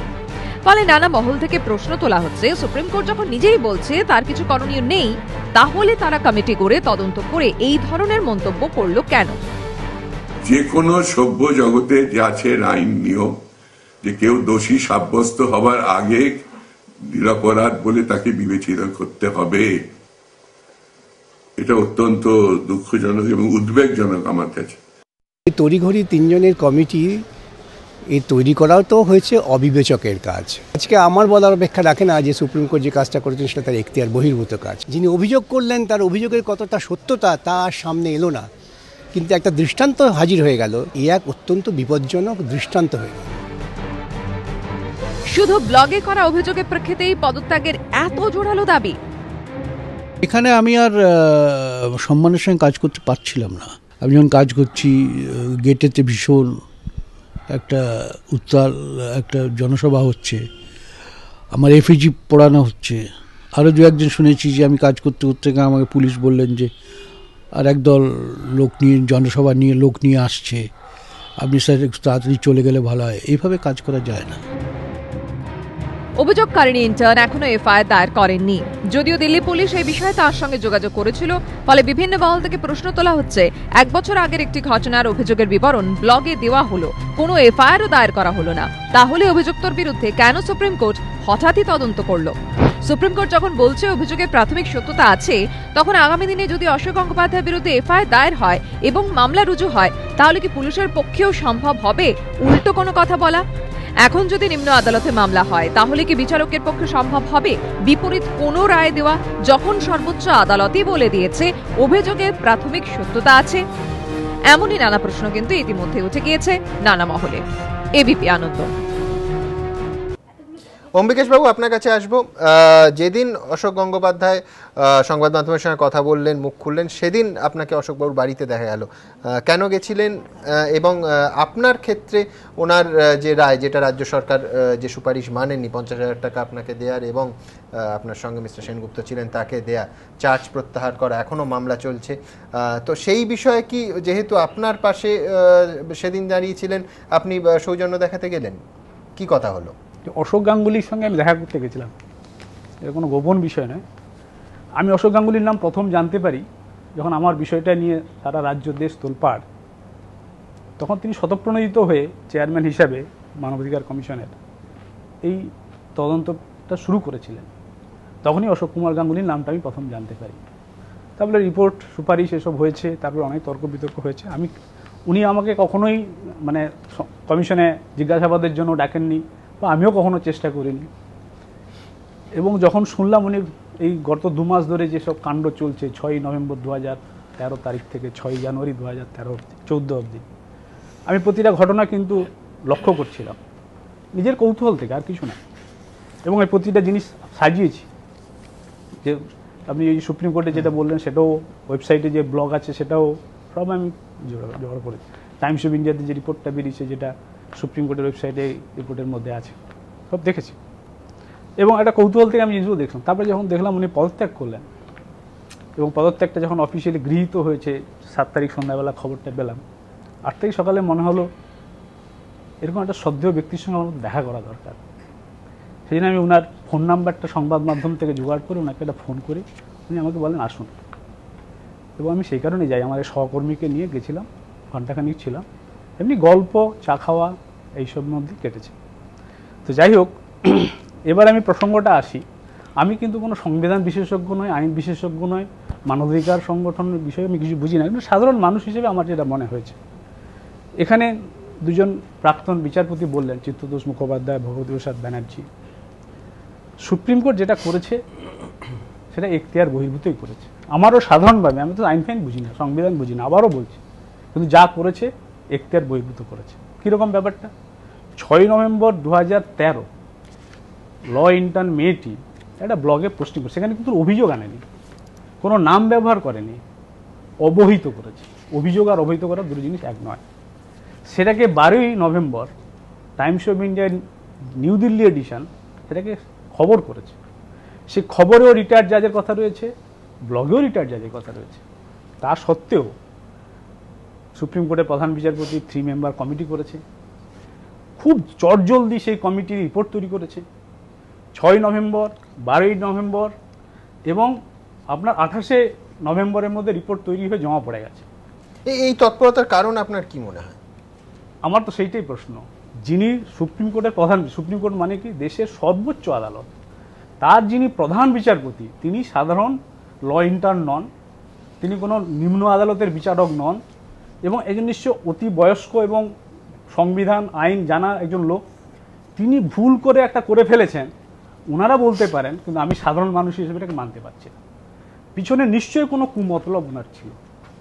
সেই জায়গা থেকে রিপোর্টে যেমন সই করেছেন, ওখানে নিজেও লিখেছেন যেটা আনটেনেবল, তাহলে নিজেই সই করে আনটেনেবল বলছেন, আবার সেইটাকে টেনে নিয়ে এসে তিনি কমিটি তৈরি করেছেন, রিপোর্ট তৈরি করেছেন, সেই রিপোর্ট ওয়েবসাইটে তুলেও দেখেছেন আপনি, যেটা বারবার জিজ্ঞেস করছেন, এবং অন্যান্য বিচারপতিদের, এবং ওই রিপোর্ট থেকেই প্রথম কিন্তু অশোক কুমার গঙ্গোপাধ্যায়ের নামটা সামনে এলো, তার আগে এবং তারপরে নামটা দেন রাজ্য মানবাধিকার কমিশনের পদ থেকে পদত্যাগের প্রশ্ন আসলো। যখন উনি পদত্যাগ করবেন না বলে বললেন, পদত্যাগ করতে যাবেন বা কেন, তখনই অপসারণের বিষয়টা এসে গেল, যে চারিদিক থেকে পদত্যাগের দাবি উঠছে। আপনার সমস্ত জাতীয় দলগুলো লোকসভায় দাঁড়িয়ে, এবং মিডিয়াও কিন্তু তখন সুমন একটা অসম্ভব হিংস্রতা দেখিয়েছে। আমাকে একটু বলতে দিন, আমি আসলে এটা ঠিক পছন্দ করি না, একজন বলতে বলতে আরেকজন বললে আমি তখন পারি না। তো মিডিয়া ওনাটা এইটা নিয়ে হইচই, প্রধান বিরোধী দলনেত্রী, তারপরে আপনার মন্ত্রিসভার কপিল সিবাল, সবাই পদত্যাগের দাবি করে যাচ্ছে। এইখানে অম্বিকেশ বাবু আপনার কাছে এই পর্যায়ে আমার শেষ প্রশ্ন, সেটা হচ্ছে এই যে দেখলাম একটা ইস্যুতে কংগ্রেস, তৃণমূল কংগ্রেস, বিজেপি সবাই এক কাট্টা, কোথাও কি আপনার মনে হয় যে যেহেতু রাজনীতিবিদদের সঙ্গে মানবাধিকার কমিশন বা বিচারপতিদের একটা তারা অতি সক্রিয়তার অভিযোগ আনেন এবং নানা ক্ষেত্রে রায় বেশিরভাগ ক্ষেত্রে শাসক দলের এবং প্রতিষ্ঠিত দলের বিপক্ষে যায় স্বাভাবিকভাবেই, সেখানে এই ক্ষেত্রে আচ্ছা একজন বিচারপতিকে পাওয়া গেছে, এবার একটা দৃষ্টান্তমূলক কিছু করা যাক, এই মানসিকতা অর্থাৎ রাজনীতিবিদদের সম্মিলিত মানসিকতা কোথাও কাজ করেছে? মানে উনি তো ওই যে আপনাদের যে এক্সক্লুসিভ ইন্টারভিউটা দিয়েছে, এর আগেও একটা বোধহয় সাংবাদিক সম্মেলনে বলেছেন, তিনি কেন্দ্র রাজ্য উভয়কেই বলেছেন, এবং আমারও তাই মনে হয় সুপ্রিম কোর্ট, কেন্দ্রীয় সরকার, রাষ্ট্রপতি, রাজ্য সরকার সম্মিলিতভাবে কোনো একটা কিছু, এই যে নালে আইন বহির্ভূত, সংবিধান বহির্ভূত, নৈতিকতা বহির্ভূত এরকম একটা কাজ হতে যাবে কেন? এবং আমার শেষ কথা, আমি বেশি কথা বলবো না, আপনারা সেই সময় আমাকে দেবেন না, আমার শেষ কথা যেটা, যে একজন প্রাক্তন সুপ্রিম কোর্টের বিচারপতি যদি এই ধরনের হেনস্থার শিকার হয়, আমরা সাধারণ মানুষ বিচারের বাণী নীরবে নিভৃতেই কাঁদবে, আমাদের ভালো বিচার পাওয়ার কোনো আশা নেই। আমি ঠিক এই অম্বিকেশ বাবুর এই কথা থেকে আপনাদের একটি রিপোর্ট দেখাতে চাইব যে অশোক গঙ্গোপাধ্যায় উত্তর রাজ্য মানবাধিকারের কাজকর্মের গতি কি একই রকম থাকবে, একই রকমভাবে নিপীড়িত নিম্নবিত্ত সাধারণ মানুষের পাশে দাঁড়াতে পারবে তো মানবাধিকার কমিশন? এই সংশয় কিন্তু তুলছেন অনেকেই।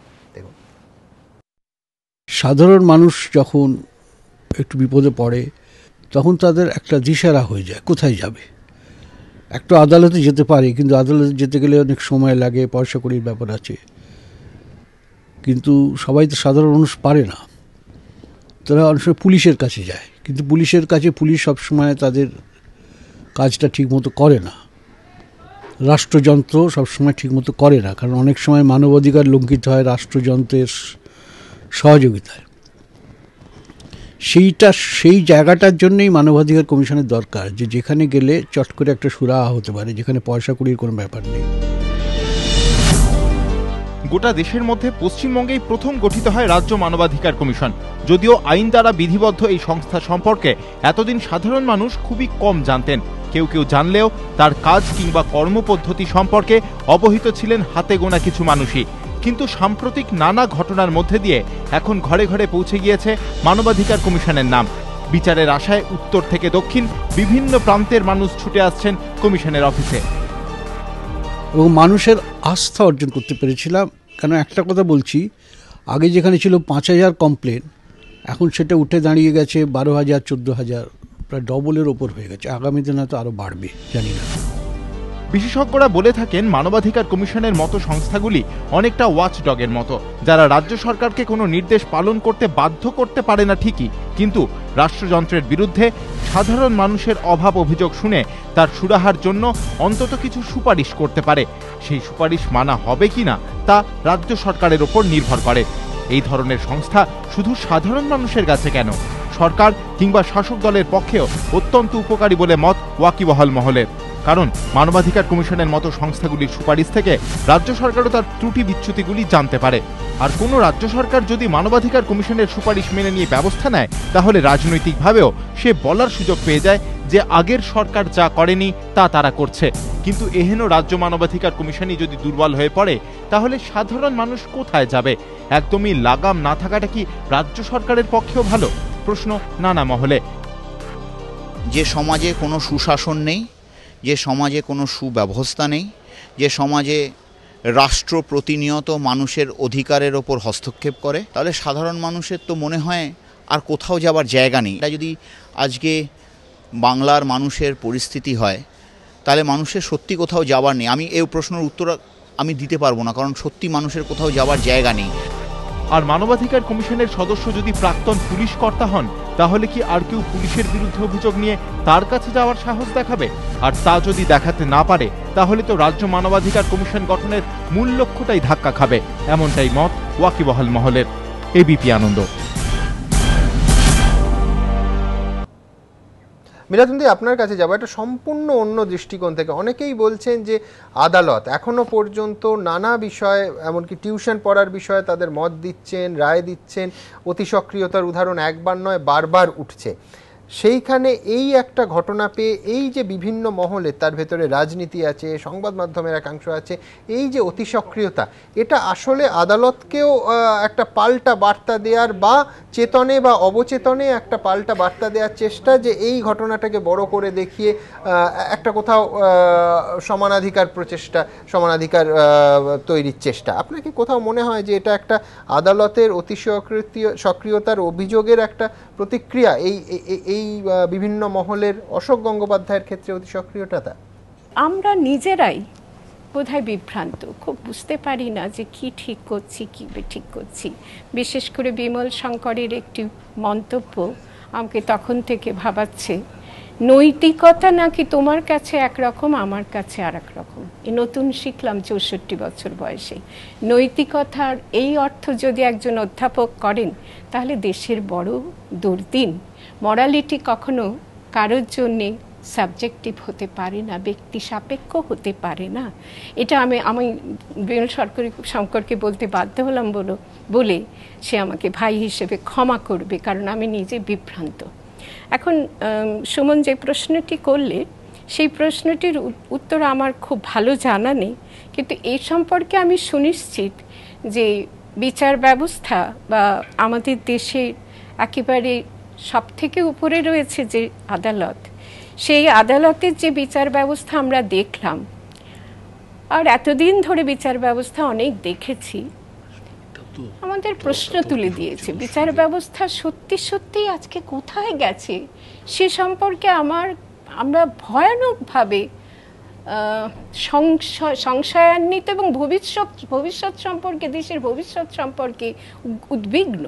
এই অশোক গাঙ্গুলির পুরো ঘটনা যদি কোনো ক্ষেত্রে ক্ষতি করে থাকে বেশি, মানে আমি কয়েকটা ক্ষতির কথা বলবো, তাতে বিচার ব্যবস্থার প্রতি মানুষের আস্থা একেবারে শূন্যস্থানে গিয়ে পৌঁছেছে, সেই ক্ষতিটা মারাত্মক ক্ষতি। সঙ্গে সঙ্গে আর একটা প্রশ্ন আমার মনে জেগেছে, সেটা হলো অভিযোগ তুলেই যদি শাস্তির দাবি করা হয় এবং কি শাস্তি সেটাও বলে দেওয়া হয় শুধু না, করাও যায়, তাহলে আইনের ভূমিকা কোথায়? আইনের প্রয়োজনটা আর কি?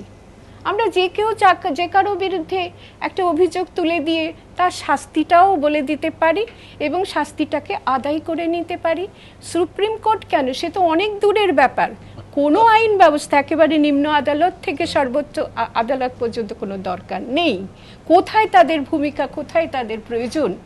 এই প্রশ্ন আমাকে কুড়ে কুড়ে খাচ্ছে, অন্যদের খাচ্ছে কিনা আমি বলতে পারবো না। দ্বিতীয় হলো জনপ্রতিনিধিদের ভূমিকা।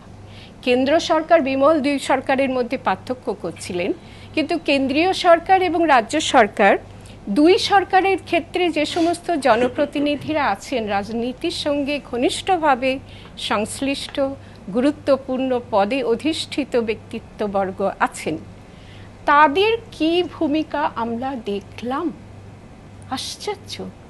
তাদের নিজেদের কোনো আত্মমর্যাদা বোধ নেই, আমি কাউকে অপমান করতে চাইছি না, অসম্মান করতে চাইছি না, কিন্তু তাদের নিজেদের তো একটা পদমর্যাদা, আত্মসম্মান বোধ থাকা উচিত ছিল।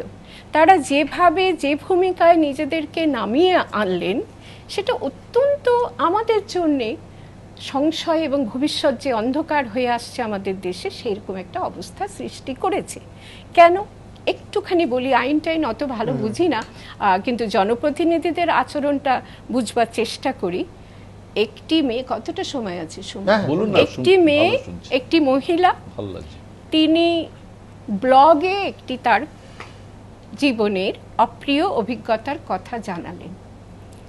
এই অপ্রিয় অভিজ্ঞতাটা যখন তিনি জানিয়েছেন তখন বস্তুত অভিযোগ নয়, তিনি নিজেই বলেছেন যে এই অভিজ্ঞতা আমি আমার উত্তরসূরিদের কাছে উপস্থাপন করতে চাইছি, জানাতে চাইছি, যাতে তারা সতর্ক হতে পারে।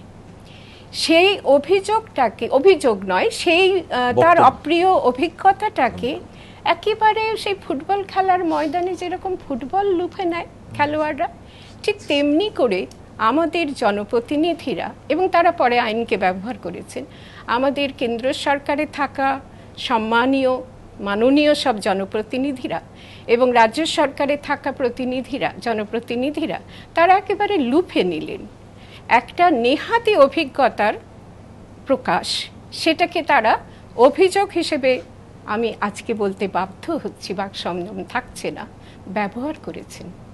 এবং এই রকম ব্যবহার করার নমুনা মানে দেখা যায় না, আমি দেখিনি, আমার এত বয়স হয়েছে এরকম আমি দেখতে পাই না। একেবারে নিকৃষ্ট নমুনা। মুখ্যমন্ত্রীর কথা এখানে উঠেনি কারা কি করেছে, কিন্তু খোদ মুখ্যমন্ত্রীও একেবারে অতি সক্রিয় ভূমিকায় নেমে পড়েছিলেন। তিনি কামদুনির মেয়েরা বা প্রতিবাদীরা যখন রাষ্ট্রপতির কাছে গেছে তখন রাষ্ট্রপতির কাছে যাওয়া নিয়ে তিনি কটাক্ষ করেছেন রীতিমতো, রাষ্ট্রপতির কাছে কি পাবে দেখা যাক এই ধরনের। অথচ তিনি আবার যখন প্রয়োজন হয়েছে রাষ্ট্রপতিকে একটি চিঠি দিয়ে সন্তুষ্ট থাকেননি, তিনি দুটো চিঠি পাঠিয়েছেন অতি সক্রিয় হয়ে এবং পদত্যাগ দাবি করেছেন, শাস্তিটা বলে দিয়েছেন। একজন 80 বছরের মহিলা সেদিন ফোন করে আমায় বলছিল, মীরাতুন কি হলো, অপরাধী জানিল না তার অপরাধ কি, কিন্তু বিচার হইয়া গেল। কথাটা আমার এত প্রাণে লেগেছে, আমার মনে হচ্ছে এই 80 বছরের মহিলাও কষ্ট পাচ্ছেন, এরকম খুব বিদুষী মহিলা, তিনি এরকমভাবে বলেছেন। তো উনি তো বিচার এবং শাস্তি বলেই দিয়েছেন, সুপ্রিম এই রাষ্ট্রপতির কাছে পৌঁছে দিয়েছেন। তার এই ভূমিকাটা আমাদের মধ্যে কি প্রশ্ন তোলে না? দেশে এত মেয়ে ধর্ষিতা হচ্ছে, গণধর্ষিতা হচ্ছে, মারা যাচ্ছে দুষ্কৃতীদের হাতে, সেখানে একটি মহিলার যৌন হেনস্থা সম্পর্কিত একটা অভিযোগও নয়, একটি জাস্ট বিবৃতি, সেটাকে হলফনামায় পরিণত করা হলো, সেটাকে সুপ্রিম কোর্টে সমস্ত আদালত পেরিয়ে অর্ণববাবু এতগুলো পদক্ষেপ পেরিয়ে, স্তর পেরিয়ে একেবারে সুপ্রিম কোর্টে, যার আমি আইন বুঝি না কিন্তু এটুকু জানি যে ওটা কর্মস্থলের ঘটনা হিসেবে স্বীকৃত হতে পারে না। অতএব সুপ্রিম কোর্ট কর্মস্থল, দুজন কর্মস্থলে, সেই কর্মস্থলে যুক্ত ব্যক্তি অথবা একজন আরেকজনের যৌন হেনস্থা করেছে, অথবা বিচার সেখানেই হবে, তদন্ত সেখানেই হবে, এটা তো একেবারে কোনো ভিত্তি নেই। এটা কারা করতে পারে, কেমন করে করতে পারে? তো আইনের সঙ্গে সংশ্লিষ্ট ব্যক্তি, জনপ্রতিনিধি, যারা রাজনীতির সঙ্গে সংশ্লিষ্ট, তাদের ভূমিকা সম্পর্কে আমরা রাজ্যবাসীরা, আমরা নাগরিকরা একেবারে কি বলবো, নিরাশ হয়ে পড়েছি এবং এই নিরাশা অত্যন্ত অন্ধকার ডেকে আনছে। আর আরেকটি কথা সময় হলে আমায় বলে দিও।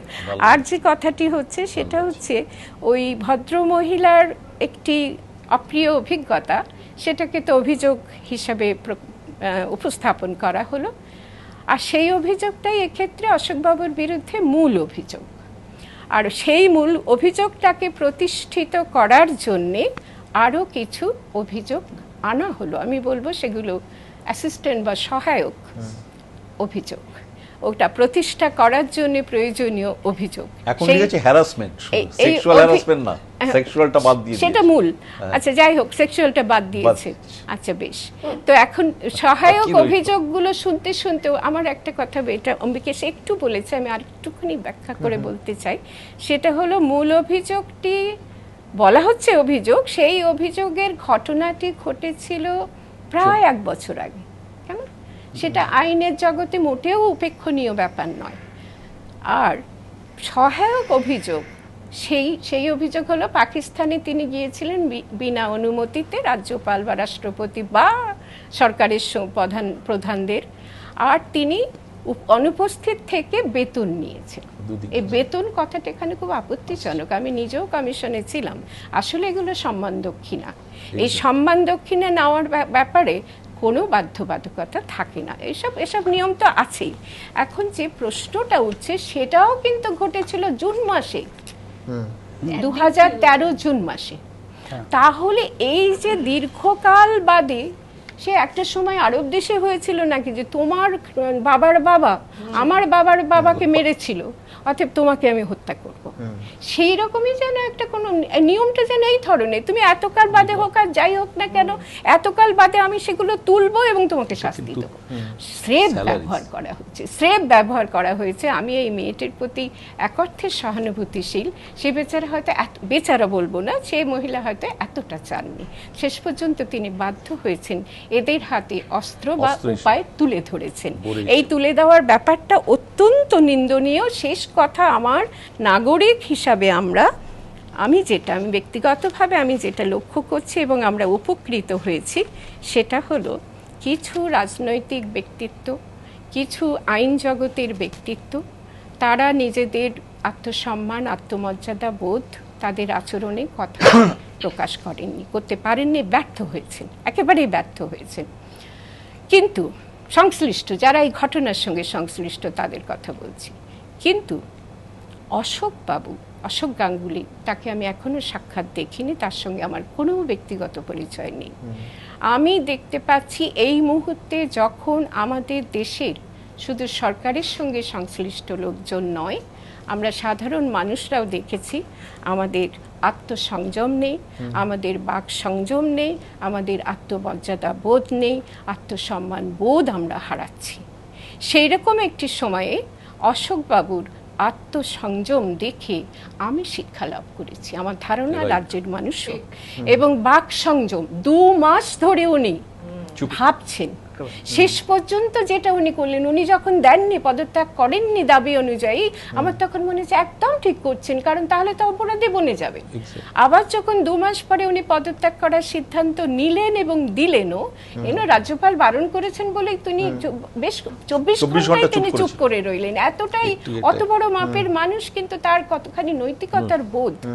এবং তিনি কি করলেন, আমার যেটা খুব ভালো লেগেছে, এত বড় একটা পদমর্যাদার মানুষ বাড়ির লোকদেরও অগ্রাহ্য করতে পারে, সাধারণত তাই হয়, পরিবারে অগ্রাহ্য করে, অথচ উনি, আমি বিশ্বাস করি, যেটাকে সব থেকে বেশি গুরুত্ব দিয়েছেন। হয়তো উনি এখনো জিদ করতেন, জেদি মানুষ আছেন বলে মনে হয়, জেদি, কিন্তু উনি পরিবারের শান্তি রক্ষার জন্যে, পরিবারের সদস্যদের মর্যাদা রক্ষার জন্যে এই সিদ্ধান্তটি নিয়েছেন। এটিকে আমি সত্যি নতমস্তকে ওনার কাছে আমি স্বীকার করছি যে উনি যে ভূমিকা নিয়েছেন সেটা ওনার মধ্যে অতি উচ্চ স্তরের মানবিক গুণ না থাকলে সেটা সম্ভব ছিল না। আপনাদের সবাইকে অনেক ধন্যবাদ। আমার সময় একেবারে শেষ। আমাদের এই অনুষ্ঠানের নাম ছিল বিচারের বাণী।